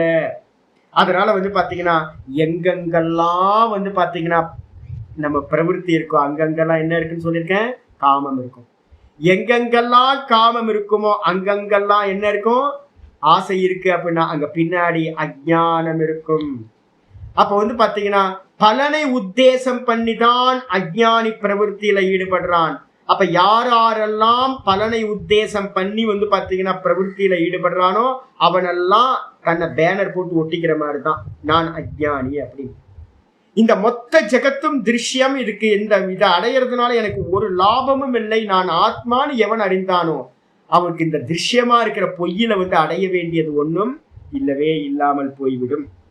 அதனால வந்து பாத்தீங்க அப்படின்னா ஆச்சாரியர் வந்து பாத்தீங்கன்னா மெதுவா வந்து பாத்தீங்கன்னா ஒண்ணுத்துக்கு வர என்ன அப்படின்னு கேட்டீங்கன்னா, இந்த ஒரு நடுவுல வந்து பாத்தீங்கன்னா துவைத்திகளை வந்து ஒரு கண்டனம் பண்றார். துவைத்திகள் என்ன சொல்றாங்க அப்படின்னு கேட்டீங்கன்னா, ஈஸ்வரன் எனக்கு அந்நியமா எங்கேயோ இருக்கார், கைலாயத்திலேயோ வைகுண்டத்திலேயோ எங்கேயோ இருக்கார், இல்ல அப்படின்னா ஆத்மாவா பரமாத்மாவா இருக்கார், இந்த தேகத்துல க்ஷேத்திரஜனா இருக்கார். துவைத்தம். ஆனா ஒருத்தர் குரூப் சொல்றாங்க, சைவ வைஷ்ணவர்கள் சொல்றாங்க கைலாய வைகுண்டத்துல பகவான் இருக்கார், நான் அவரை போய் அடையணும், ஒரு கேட்டகரி. ரெண்டாவது கேட்டகரி என்ன அப்படின்னு கேட்டீங்கன்னா, யோகிகள் சாங்கியர்கள் என்ன சொல்றாங்கன்னா, பரமாத்மா உள்ளதான் இருக்கார், ஆனா இந்த தேகத்துக்கு வேறையா இருக்கார், எனக்கு வேறையா இருக்கார். அவர் அசம்சாரி தான். தேகத்துல இருக்க பரமாத்மா அசம்சாரி தான், சம்சாரி இல்ல, முக்த புருஷர் தான். ஆனா நான் சம்சாரி. அப்ப நான் என்ன பண்ண போறேன், இந்த சாஸ்திரத்தை எல்லாம் படிச்சு நல்லா தியானம் பண்ணி நான் என்ன பண்ண போறேன் அப்படின்னா, அவரிடத்துல நான் எஸ்டாப்ளிஷ் ஆக போறேன். பரமாத்மாவின் இடத்துல ஜீவாத்மாவா இருக்கிற நான் பரமாத்மாவின் இடத்துல எஸ்டாப்ளிஷ் ஆக போறேன் அப்படின்னு புரிஞ்சவங்க யாரெல்லாம் இருக்காங்களோ அவங்க எல்லாம் வந்து பாத்தீங்கன்னா மற்றவங்களுக்கும் இதே மாதிரி சொல்லி கொடுக்குறாங்களோ அவங்களும் வந்து பாத்தீங்கன்னா பண்டிதர்களில் ரொம்ப கீழானவர்கள், அதமக அப்படின்னு சொல்ற, பண்டிதர்களில் கீழானவர்கள், அதம டீச்சர்ஸ் அப்படின்னு எடுத்துக்கணும். அப்ப வாஸ்தவம் என்ன அப்படின்னு கேட்டீங்கன்னா, ஜீவோ பிரம்மைவ நாப்பரஹா, இதுதான் தாத்பரியம். என்ன அப்படின்னு கேட்டீங்கன்னா, ஜீவன் அப்படின்றவன் பிரம்மத்துக்கு அந்நியமானவன் இல்லை, ஒரு காலத்திலும் அந்நியமானவன் இல்லை. எப்படி வந்து பாத்தீங்கன்னா பிரதிபிம்பமும் பிம்பமும் வேற வேறையா அப்படின்னு கேட்டா என்ன சொல்லுவோம், பிரதிபிம்பமும் பிம்பமும் வேற வேற இல்லை. வாஸ்தவத்துல பிரதிபிம்பம்ன்றது வந்து பாத்தீங்கன்னா வெறும் தோற்ற மாத்திரம், பிம்பம் தான் சத்தியம். இந்த கேமரால நான் தெரிகிறேன், இந்த இந்த இதுலலாம் உங்களோட ரெண்டு ஒரு கேமரா ஒன்று வச்சிருக்கு, ஒரு ஒரு ஸ்கிரீன் ஒன்று இருக்கு, மானிட்டர். அப்ப 2 பேர் தெரிகிறேன். நான் எப்படிங்க இருக்க முடியும், நான் ஒருத்தன் இருக்கேன். அப்ப நான் ஒருத்தன் இருக்கேன், அப்ப வெளியில ஒருத்தன் இருக்கான், இங்க ஸ்கிரீன்ல 2 பேர் இருக்காங்க, இப்ப நான் ஒருத்தன் இருக்கேன், 3 பேர். அப்ப நானு அப்ப வந்து பாத்தீங்கன்னா யாரு அப்படின்னு கேட்டீங்கன்னா இதெல்லாம் சாயா, இதெல்லாம் பிரதிபிம்பம் இதெல்லாம். அப்ப பிரதிபிம்பம் வந்து பாத்தீங்க அப்படின்னா எது வரைக்கும் இருக்கும் பிரதிபிம்பம், மீடியம் இருந்தா இருக்கும். இந்த செல்போனை வந்து கேமராவை தூக்கி ஓரம் போட்டு இந்த மானிட்டர் ஆஃப் பண்ணிட்டேன்னா என்ன ஆயிடும், பிரதிபிம்பம் இல்லாம போயிடும், நான் ஒரிஜினல் மட்டும் மிச்சம் இருப்பேன். அதே மாதிரி வந்து பாத்தீங்கன்னா உள்ள இருக்கிற நான் அப்படின்ற அந்த ஒரிஜினல் சத்தியம், இந்த புத்தி மனசு இந்திரியங்கள் எல்லாம் ரிஃப்ளெக்ட் ஆகிற அந்த பிரதிபிம்பம் வந்து பாத்தீங்கன்னா பொய், இது எல்லாம் பொய். அப்ப இருக்கிறது யாரு அப்படின்னு கேட்டீங்கன்னா, இருக்கிறது ஏக்கமே அத்விதீயம், ஒரே ஒரு கான்சியஸ்னஸ் தான். அதுதான் எல்லா தேகத்துக்குள்ளாரையும் அந்தரியாமியா இருந்துகிட்டு இருக்கு. அதோட ரிஃப்ளெக்ஷன் தான் இந்திரிய மனசு புத்தியில பட்டு நான் ஜீவன் அப்படின்னு அபிமானத்தை அடைஞ்சிருக்கு. அப்ப வந்து பாத்தீங்கன்னா ரிஃப்ளெக்ஷன் பொய், வாஸ்தவத்துல எது உண்மை அப்படின்னா ஒரிஜினல் மட்டும்தான் உண்மை. இந்த விதமா இந்த சம்சாரம் உண்டாகவே இல்லை, இந்த ஜீவ ஜெகத்து உண்டாகவே இல்லை. எப்பவுமே வந்து பாத்தீங்கன்னா இருக்கிறது ஒரே சத்தத்துவம் தான். அப்ப வந்து பாத்தீங்கன்னா அஜ்ஞானத்தினால இது தெரிஞ்சது. இப்ப சாஸ்திரம் சொல்லுது இது இல்லை, இது பொய் அப்படின்னு சொன்னா, ஆமா இது பொய் அப்படின்னு மனசுல இருக்கக்கூடிய இந்த சத்தியத்துவத்தை விட்டுட்டு இது பொய்ன்னு வந்து தான்ல நிக்கிறது தான் பண்ண வேண்டும். அப்ப ஜீவனும் பிரம்மமும் எங்கெல்லாம் வேற அப்படின்னு சொல்றாங்களோ அந்த சாஸ்திரம் தப்பான சாஸ்திரம், அந்த புரிதல் வந்து பாத்தீங்கன்னா தப்பு. ஈஸ்வரனுக்கு அந்நியமா ஜீவன் ஒருத்தன் இல்லவே இல்லை. சுவாமி போன 12 அத்தியாயம் வரைக்கும் நீங்க முதல்ல 7ல இருந்து 12 வரைக்கும் ஈஸ்வரன் வேற அப்படிதான் சொன்னீங்க அப்படின்னா சொல்லவே இல்லை. நான் அகமாத்மா குடா கேசக பரம்பாவ மஜானந்தக அதெல்லாம் சொல்லிட்டு இருக்க. வாசுதேவ சர்வமிதி இந்த 7ல இருந்து 12வது சாப்டர் வரத்துக்குள்ளாரையே ஆச்சாரியர் என்ன பண்ணிட்டார், பரம்பாவம் அபரம்பாவம்னு 2ஆ பிரிச்சு சொல்லிட்டார். பரம்பாவம்ன்றதுக்கு அர்த்தம் சுத்த நிர்குண நிராகாரம், பேதம் இல்லாதது. வாசுதேவ சர்வமிதி எல்லாமே வாசுதேவனுக்கு அந்நியமா இல்ல, நான் தான் எல்லாத்திலையும். அகமாத்மா குடா கேசக நான் தான் ஆத்மாவை எல்லாத்துக்குள்ளாரே இருக்கிறேன். அக்ஷரம் பிரம்ம பரமம் ஸ்வபாவம் அத்தியாத்மம் உச்சியதே. பிரம்ம பரம் பிரம்மம்ன்றது ஒரு சுபாவம் என்னன்னு கேட்டா எல்லா ஜீவராசிகள்லையும் நானா இருக்கிறதா அது ஒரு சுபாவம் அப்படின்னு நிறைய இடத்துல பிரிச்சுதான் பக்தி காண்டத்திலையும் வந்து பாத்தீங்கன்னா 7ல இருந்து 12வது சாப்டர் வரைக்கும் பகவான் சொல்லியிருக்கார்.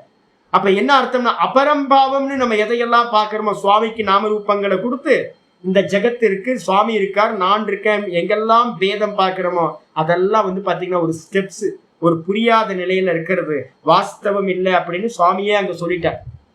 அப்ப என்ன அர்த்தம் அப்படின்னு கேட்டீங்கன்னா, எந்த குருநாதராவது நான் வேற ஈஸ்வரன் வேற இந்த ஜெகத்து வேற இங்க இருக்கக்கூடிய எல்லாம் வேற வேற வேறன்னு பேதத்தோடு வந்து தான் புரிஞ்சுக்கிட்டு மற்றவங்களுக்கும் சொல்லித்தரானோ அவன் வந்து பாத்தீங்கன்னா கீழானவன். அவன் சொல்லி கொடுத்து வேதாந்தம் வந்து மோட்சத்தை கொடுக்காது. தானும் வந்து பாத்தீங்கன்னா முட்டாளா, ஸ்வயம் மூடக, அவன் தானும் முட்டாளா இருந்துகிட்டு மற்றவங்களையும் வந்து பாத்தீங்கன்னா மோகத்தில் ஆழ்த்துகின்றான். அப்படிப்பட்டவங்க வந்து பாத்தீங்கன்னா சர்வ சாஸ்திரங்களை தெரிஞ்சிருந்தாலும் அவங்களை என்ன பண்ணணும், மூர்க்கவத்து உபேக்ஷணீயா. பெரிய பெரிய சாஸ்திரம் படிச்சிருக்கான், நல்லா தர்க்கம் தெரியும், கிராமர் தெரியும், நிறைய வேதம் தெரியும், புராணங்கள் தெரியும், நல்ல பிரவச்சனம் பண்ற சாமர்த்தியம் இருக்கு. ஆனாலும் வந்து வேதம் தெரியுது அப்படின்னா, கனவுன்னு தெரியாம இந்த ஜெகத்து சத்தியம் சொல்றான் அப்படின்னா, ஐயோ பாவம் அப்படின்ட்டு அவனை விட்டு என்ன பண்ணணும், விலகி போயிடும். அப்ப எப்பவுமே என்னன்னா இருக்கிறது ஒரே தத்துவம் அப்படின்னு பகவான் மட்டும்தான் இருக்கார். இதை கொஞ்சம் மாத்திக்கங்க. எப்பவுமே அத்வைதம் படிக்கும்போது எங்களோட குரு பரம்பரையில என்ன பண்ணுவாங்க அப்படின்னா, நான் நான் அப்படின்ற வார்த்தையை வந்து அனுபூதி வரைக்கும் சொல்லாதீங்க. யாரு என்ன பண்ணணும்னா சேஃபா நீங்க இருக்கணும்னா பகவான் மட்டும்தான் இருக்கார். அத்வைதத்துக்கு அர்த்தம் என்னது? அத்வைதத்துக்கு அர்த்தம் பகவான் மட்டும்தான் இருக்கார், ஜீவர்கள் ஜெகத் இல்லை. இப்படி சொல்லுங்க. நான் மட்டும்தான் இருக்கேன் அப்படின்னு சொன்னீங்கன்னா, நான் தான் ஈஸ்வரனா இருக்கேன்னு நீங்க எங்கெல்லாம் சொல்றீங்களோ அங்கெல்லாம் கான்ட்ரவர்சி வந்துருங்க. அதனால எந்த இடத்துலயும் நான் ஈஸ்வரனா பிரம்மமா நான் இருக்கன்றத வெளியில பிரயோகப்படுத்தாதீங்க. எங்க பண்ணும் போது வந்து பாத்தீங்கன்னா பகவான் மட்டும்தான் இருக்கார். சர்வம் பிரம்மைவ, சர்வமும் பிரம்மமாத்தான் இருக்கு, ஜீவ ஜெகத்து இல்லைன்னு வந்து பாத்தீங்கன்னா நெகேட் பண்றோம். இதைதான் பண்ணணும். உங்களுக்கு தான் அத்வைதம். வாசுதேவ இதம் சர்வம். இது எல்லாம் வந்து பாத்தீங்கன்னா வாசுதேவன் தான், ஈஷாவாசியம் இதம் சர்வம், ஈஸ்வரன் தான் இது எல்லாம். அப்ப ஜீவத்துவத்தை நீக்கிக்கிறது தான் இங்க முக்கியமானது. யாரெல்லாம் ஜீவத்துவத்தை சத்தியம் சொல்றானோ, ஜெகத்தை சத்தியம் சொல்றானோ, அவன் பின்னாடி போகவே போகாதீங்க. அதுக்கப்புறம் வந்து பாத்தீங்கன்னா சரி இதெல்லாத்தையும் எது சுவாமி காட்டுது அப்படின்னு கேட்டீங்கன்னா அவித்யா. அவித்யா தான் வந்து பாத்தீங்கன்னா இந்த துவைத்தத்தை வந்து பாத்தீங்கன்னா நமக்கு ப்ரொஜெக்ஷன் பண்ணி காட்டுது. அவித்யா யார்கிட்ட இருக்கு அப்படின்னு கேள்வி கேட்கிறான் சிஷ்யர். அவித்யா வந்து பாத்தீங்கன்னா இப்ப இந்த தேகத்தை வந்து பாத்தீங்கன்னா உற்பத்தி பண்றது எது அப்படின்னு கேட்டீங்கன்னா அவித்யினாலதான் வந்து பாத்தீங்கன்னா எனக்கு இந்த ஜீவன் தெரியறான், இந்த ஜெகத்துன்னு ஒண்ணு தெரியுது. அப்ப அவித்யாவோட காரியம் நான் கைத்துக்கு மேல பாம்பை யாரு கிரியேட் பண்றா? இல்லாத அரை இருட்டு. அரை இருட்டு இருக்கா? கையில குடிச்சு காட்டுங்க அரை இருட்ட. அரை இருட்டுன்றது என்ன? பிரகாசத்தோட அபாவம். பிரகாசம் இல்லாததுக்கு பேர் தான் என்னது? அரை இருட்டுன்னு நம்ம சொல்றோம். பாதி லைட் இல்லை, அதான் பாதி இருட்டுன்னு நம்ம சொல்றோம். அப்ப அதனால வந்து பாத்தீங்கன்னா அது ஒரு இருப்பு பொருளான்னு கேட்டீங்கன்னா கயிறு. கயிறு வந்து பாத்தீங்கன்னா ஒரு பொருள், அது ஒரு வஸ்துவா இருக்கு. ஆனா அதை மறைச்சிருக்கிற இருட்டு வந்து அரை இருட்டு வந்து பாத்தீங்கன்னா ஒரு பொருள் அல்ல. இதான் முக்கியமான சித்தாந்தம்.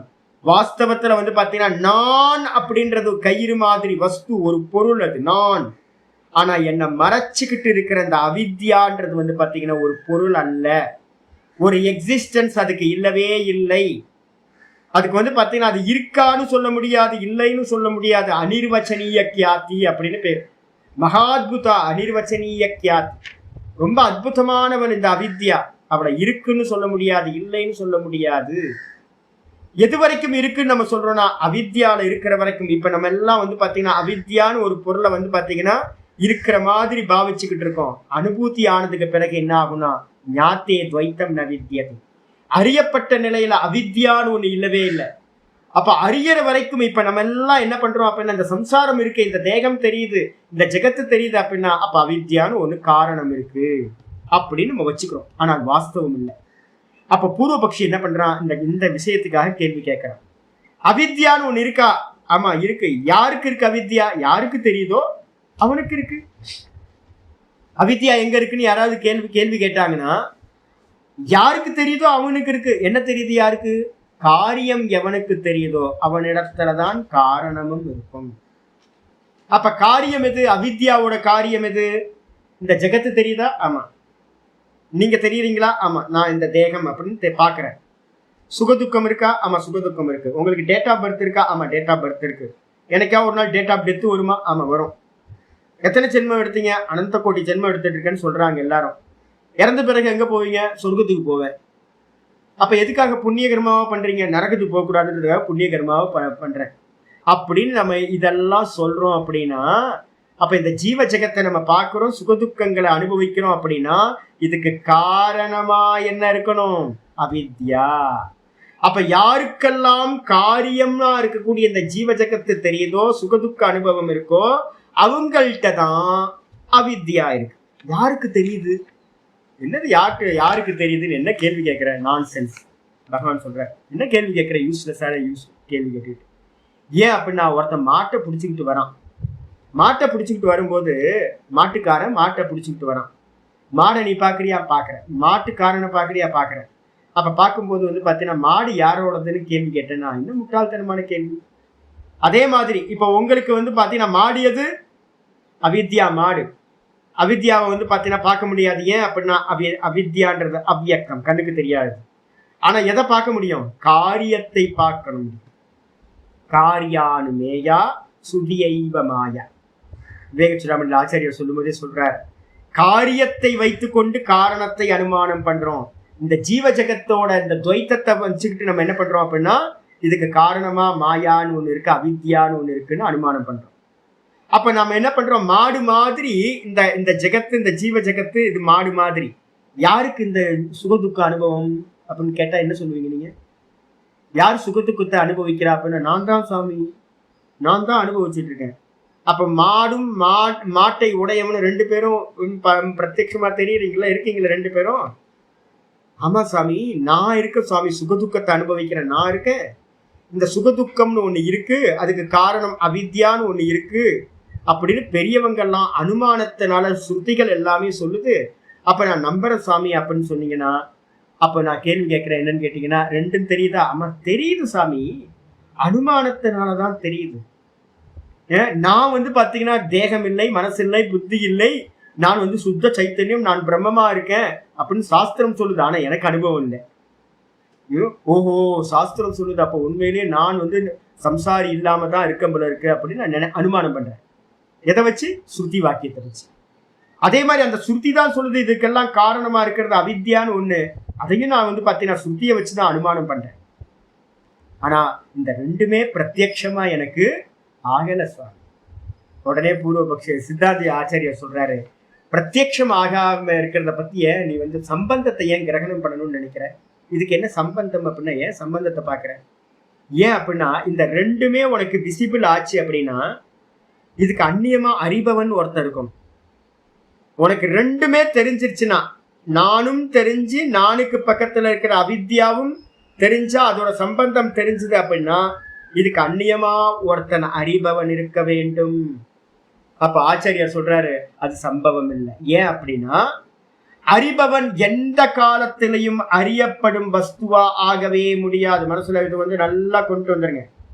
அறிபவனை வந்து பாத்தீங்கன்னா எந்த காலத்திலும் அறியப்படும் வஸ்துவா அறிய முடியாது. ஃபர்ஸ்ட் எடுத்தோன்னே உங்களுக்கு நல்லா தெரியணும்.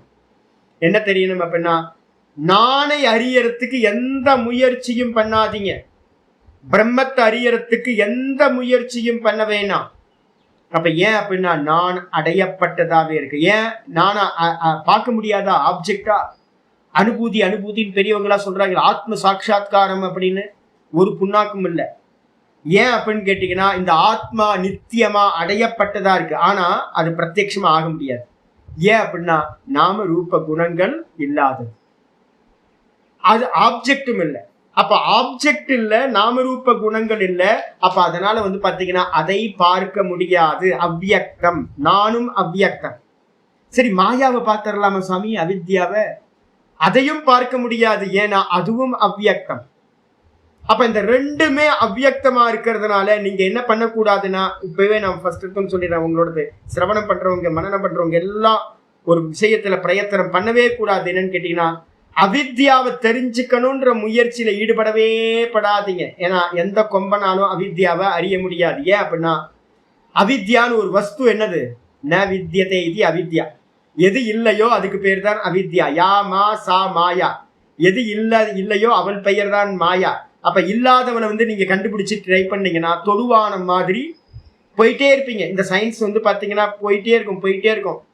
சயின்ஸோட ரிசர்ச் வந்து பாத்தீங்கன்னா எந்த காலத்திலையும் முடிவுக்கு வரவே வராது. ஏன் அப்படின்னா அவங்க போயிட்டு இருக்க சர்ச்சிங் எங்க நடந்துட்டு இருக்கு? மாயையில. மாயைக்குள்ளார இருந்துகிட்டு மாயையை வந்து பாத்தீங்கன்னா முடிவுக்கு வரவே முடியாது. அப்போ மாயாவை பத்தின ரிசர்ச்சை வந்து பாத்தீங்கன்னா ஓரமா வச்சிடணும். ரெண்டாவது வந்து பாத்தீங்க அப்படின்னா என்ன அனுபூதி பண்ணணும்னு ஒருத்தன் ட்ரை பண்றான் அப்படின்னா தன்னை, அதுவும் தப்பு. எந்த காலத்திலையும் வந்து பாத்தீங்கன்னா திரஷ்டாவை திருஷ்யமா அனுபூதி பண்ண முடியாது. ரொம்ப முக்கியமானது. அப்ப என்ன பண்றது அப்படின்னு கேட்டீங்கன்னா ஒரே ஒரு காரியம் பண்ணணும். எதெல்லாத்தையும் அஜ்ஞானத்தினால நான் என் மேல ஏத்தி வச்சிருந்தோனோ இப்ப செப்பரேட் பண்ணி பார்க்கணும். 2 காரியம் பண்ணணும். என்னன்னு கேட்டீங்கன்னா, திருஷ்யம் ஃபர்ஸ்ட், திருஷ்யம்னு பார்க்கிறது. நான் இல்லை இது திருஷ்யம், நான் இல்லை இது திருஷ்யம். அப்போ திருஷ்யம் எப்பவுமே திருஷ்யமா தான் இருக்கும், அது திரஷ்டாவோட தர்மமா ஆகாது. 2வது ஸ்டெப் போகணும். எதெல்லாம் பார்க்கப்படுதோ அதெல்லாம் பாத்தீங்கன்னா திருஷ்யம் தான் திரஷ்டா தான். திருஷ்யத்தோட எந்த ஒரு விஷயமும் திரஷ்டாவை பாதிக்கவே பாதிக்காது.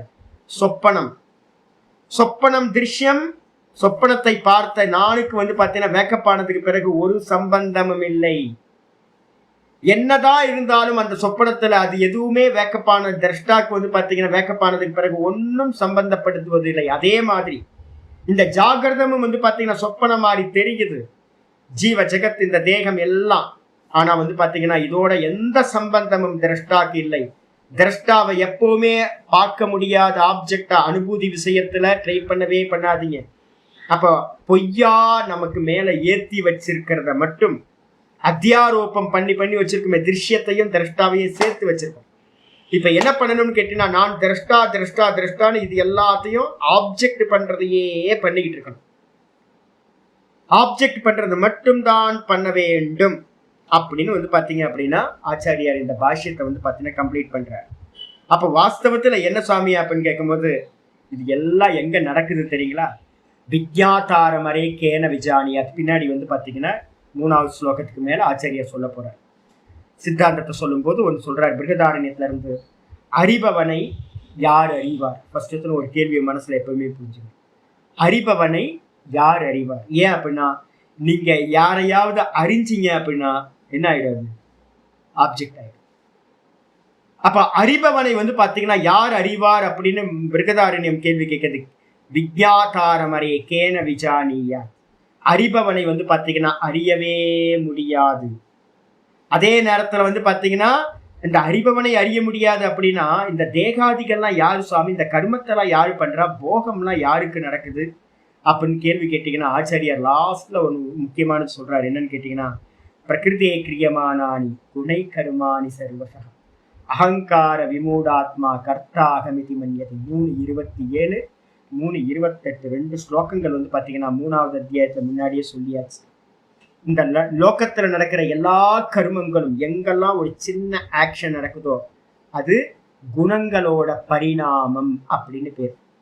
3வது பாதம் யோக சூத்திரத்துல 3வது பாதத்துல முக்கியமான சூத்திரம் 13வது சூத்திரத்துல பாத்தீங்கன்னா பரிணாமவாதத்தை ரொம்ப எக்ஸ்பிளைன் பண்ணி வச்சிருக்கு. எங்கெங்கெல்லாம் எதெல்லாம் நடக்குதோ, தேச பரிணாமம், கால பரிணாமம், தர்ம பரிணாமம், வஸ்து பரிணாமம்னு 3 பரிணாமம் நடக்குது. எங்கெங்கெல்லாம் ஒரு சின்ன ஒரு ஆக்ஷனை நீங்க பாத்தீங்கன்னாலும் அது பாத்தீங்கன்னா குணத்தினுடைய காரியம். குணம் சலிக்குது, அதனால பாத்தீங்கன்னா வெளியில இருக்கிறதெல்லாம் அசையுது. நானுக்கு அந்நியமா இருக்கிறது எல்லாம் பாத்தீங்கன்னா என்னது? திருஷ்யம்னு சொல்லக்கூடிய இந்த 3 குணங்களாலான மாயையோட. பிரகிருதியை கிரியமானானி குணை கருமானி சர்வச. இந்த உலகத்தில் நடக்கிற சர்வ கர்மங்களும் இந்த பிரகிருதியோட 3 குணங்களால் தான் நடக்கின்றன. ஆனா நான் பார்க்கிற நான் என்ன பண்ணிட்டேன்? தேகத்தோட நான் வேற.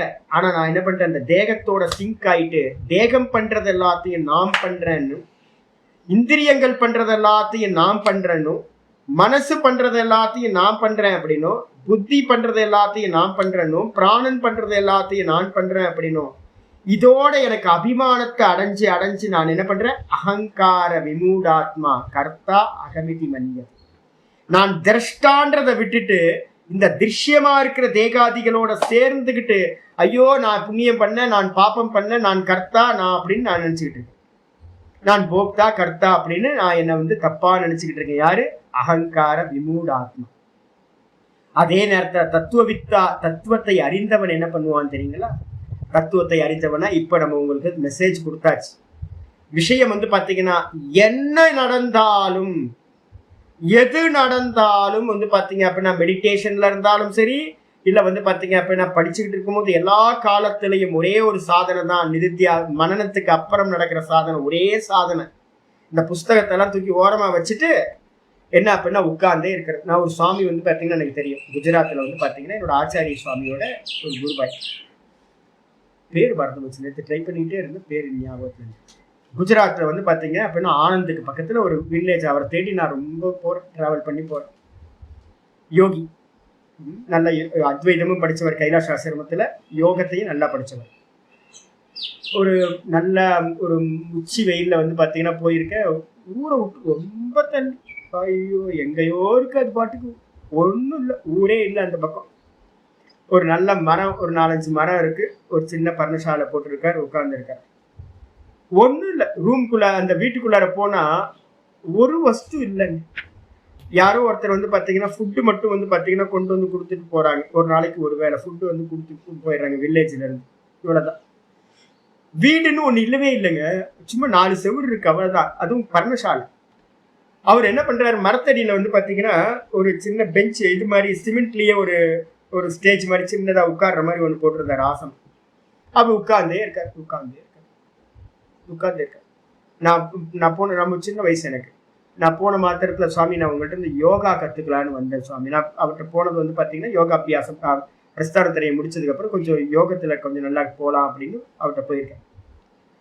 போனோன்னு அவங்கள்ட்ட இருந்து எங்க ஆச்சாரிய சுவாமி சொன்னார், உங்கள்கிட்ட இருந்து யோகா கத்துக்கணும் எனக்கு அப்படின்னு.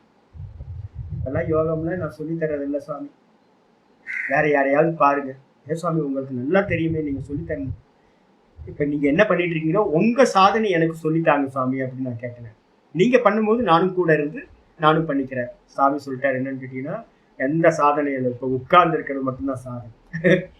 காலையில இருந்து என்ன வேலை அப்படின்னு கேட்டீங்கன்னா, படுக்கிற வரைக்கும் தூங்கக்கூடாது, முக்கியமான லட்சியம். அவர் சொன்னார், என்ன பண்ணிட்டு இருக்கீங்க சாமி அப்படின்னு கேட்டா, என்ன சாதனை சுவாமி அப்படின்னா, வேற எதுவும் இல்லை, உட்கார்ந்தே இருக்கு, பார்த்துக்கிட்டே இருக்கு. என்ன பார்த்துக்கிட்டு இருக்கிறது அப்படின்னா, ஒவ்வொருத்தையும் பார்த்துக்கிட்டே இருக்கு, வேற ஆளே இல்லை, யாரும் இல்லை, வெட்ட வெளியா இருக்கு, எந்த இதுவும் இல்லை. பாட்டையும் பார்த்துக்கிட்டே இருக்கு, எல்லாத்தையும் பார்க்கறது மட்டும்தான் சாதனை. ஏன் அப்படின்னு கேட்டீங்கன்னா, எந்த தேகத்தோட மனசோட புத்தியோட எதுலையும் வந்து பாத்தீங்கன்னா மிக்ஸ் ஆகாம பார்க்கிறவன்லயே தொடர்ந்து நான் பார்க்கிறேன், அவ்வளவுதான். இது கண்ணியமா எல்லாம் பார்க்கப்படும் பொருள் அப்படின்னு வஸ்துவை நீக்கிக்கிட்டே இருக்கிறது. எந்த கிரியா நடந்தாலும் யார் பண்றா, மாயா பண்ணுது அப்படின்னு வந்து பாத்தீங்கன்னா, குணா குணேஷு வர்த்தந்தே இதிமத்துவான சஞ்சது. குணங்களில் இயங்குகின்றன, நான் எந்த ஒன்றையும் நான் செய்யவில்லை அப்படின்னு நல்ல விபாகத்தோட வந்து பாத்தீங்கன்னா ஞானி புருஷன் பிரிஞ்சு இருக்கான். அதனால வந்து பாத்தீங்கன்னா நம்மளும் வந்து பாத்தீங்கன்னா அதுதான் பண்ணணும். அப்ப வந்து பாத்தீங்கன்னா பகவான் எப்படி சுவாமி இருக்காரு அப்படின்னா, அந்த பகவான் இருக்காருங்க, அவர் யூஸ்லெஸ். ஏன் அப்படின்னு கேட்டீங்கன்னா, 5:15 பகவானே சொல்றாரு நான் யூஸ்லெஸ் அப்படின்ற. பகவான் வந்து பாத்தீங்கன்னா இந்த உலகத்திலேயே ஒரே ஒரு யூஸ்லெஸ் பர்சன் யார் தெரியுங்களா, பகவான் தான். ஏன் அப்படின்னு கேட்டீங்கன்னா, பகவானே சொல்றார், நாதத்தே கஸ்யசித் பாபம் நச்சைவ சுகிருதம் விபு அஜ்ஞானேன ஆவிருத்தம் ஞானம் தேன முக்கியந்தி ஜந்தவா. அவர் சொல்றாரு, நான் யாருடைய பாப்பங்களையும் ஸ்வீகாரம் பண்றதில்லை, யாருடைய புண்ணியங்களையும் ஸ்வீகாரம் பண்றதில்லை. இந்த அஜ்ஞானி ஜனங்கள் வந்து பாத்தீங்கன்னா என்னவோ ஆராதனை பண்றான், என்னவோ வந்து பாத்தீங்கன்னா முட்டி மோதிக்கிட்டு எல்லாம் பண்ணிக்கிட்டு இருக்கான். நான் யாரோட பாப்பத்தையும் புண்ணியத்தையும் ஸ்வீகாரம் பண்றதில்ல. அப்ப நீங்க என்ன பண்றீங்க சுவாமி? நான் வெறும் பார்வையா பிரகாசமா இருக்கேன். சுவாமி என்னவா இருக்கார்? சுவாமி எல்லாத்தையும் பிரகாசிக்கிறவரா இருக்கார். இங்க நடக்கக்கூடிய எந்த நல்லது கெட்டது எதோடையும் அவருக்கு வந்து பாத்தீங்கன்னா ஒரு சம்பந்தமும் சுவாமிக்கு இல்லை. பிரம்மோற்சவம் நடக்குதே, சுவாமிக்கு ஏதாவது பிரம்மோற்சவத்துல ஏதாவது சம்பந்தம் இருக்கா சுவாமி அப்படின்னா, பிரம்மோற்சவம் பண்ணுங்க, இல்ல வந்து பாத்தீங்கன்னா என்ன வேணாலும் பண்ணிக்கங்க. சுவாமி எப்படி இருக்காருன்னா பிரகாச ஸ்வரூபமா இருக்கார். எல்லாத்துக்குள்ளாரையும் அவர்தான் பிரகாசமா இருக்கார். அவரோட சந்நிதியில தான் வந்து பாத்தீங்கன்னா இந்த மாயாவோட 3 குணங்கள் இந்த எல்லாத்தையும் பண்ணி வைக்கிறது. அப்ப இந்த உலகத்துல நடக்கிற சர்வ காரியங்களும், இந்த சிருஷ்டி ஸ்திதி லயம், இந்த தேகத்துல நடக்கிறது எல்லாம் வந்து பாத்தீங்கன்னா இந்த பிரம்ம சைத்தன்யத்துக்கு பின்னாடி அதோட சந்நிதியில தான் இது எல்லாம் நடக்குது. இப்ப நான் பாடம் படிக்கிறேன், பாடம் படிக்கிறதுக்கு இந்த லைட் தேவைப்படுது இல்லை, அவ்வளவுதான், வேற எதுவும் இல்லை. லைட்டோட பிரகாசத்துல நான் பாடம் படிக்கிறேன். அதே மாதிரி இந்த மொத்த ஜெகத்தும் சுவாமியோட சந்நிதியில வந்து பாத்தீங்கன்னா நடந்துகிட்டு இருக்கு, அவருடைய பிரகாசத்துல நடந்துகிட்டு இருக்கு. ஆனா அவர் எதையுமே பண்றது.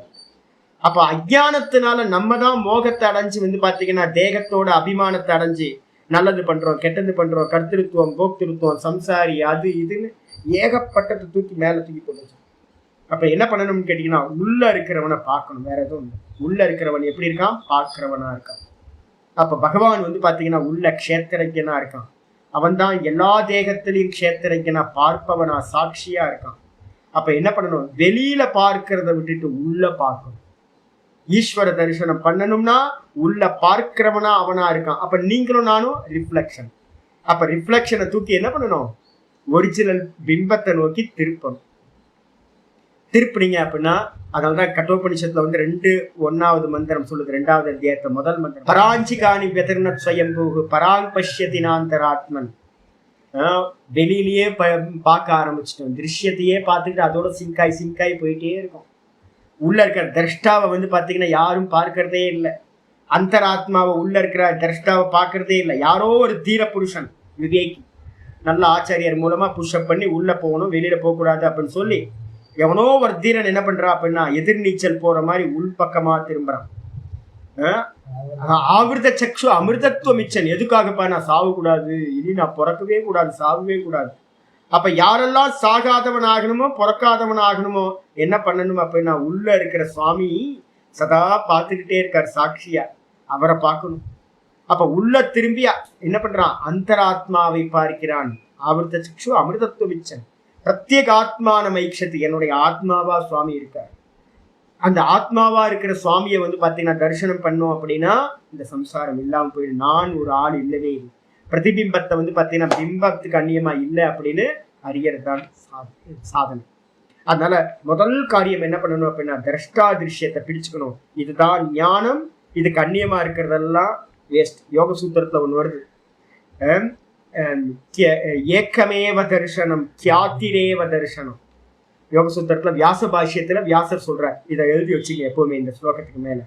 ஏக்கமேவ தரிசனம் கியாத்திரேவ தரிசனம்.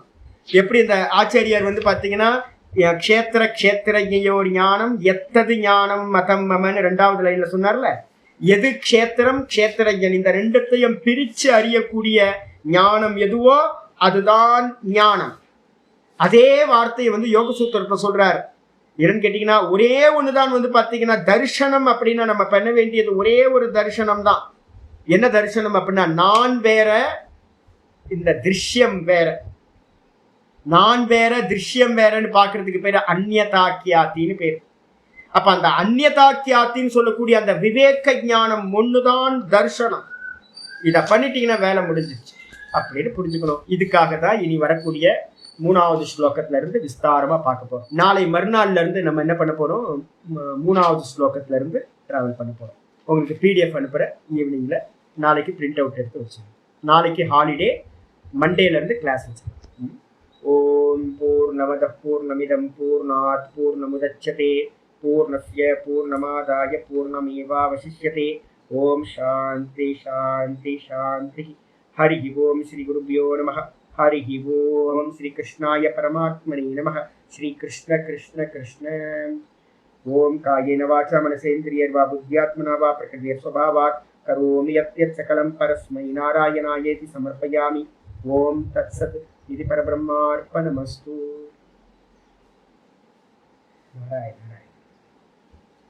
நல்லது. ஹரி ஓம் ஹரி ஓம். நமஸ்காரம்.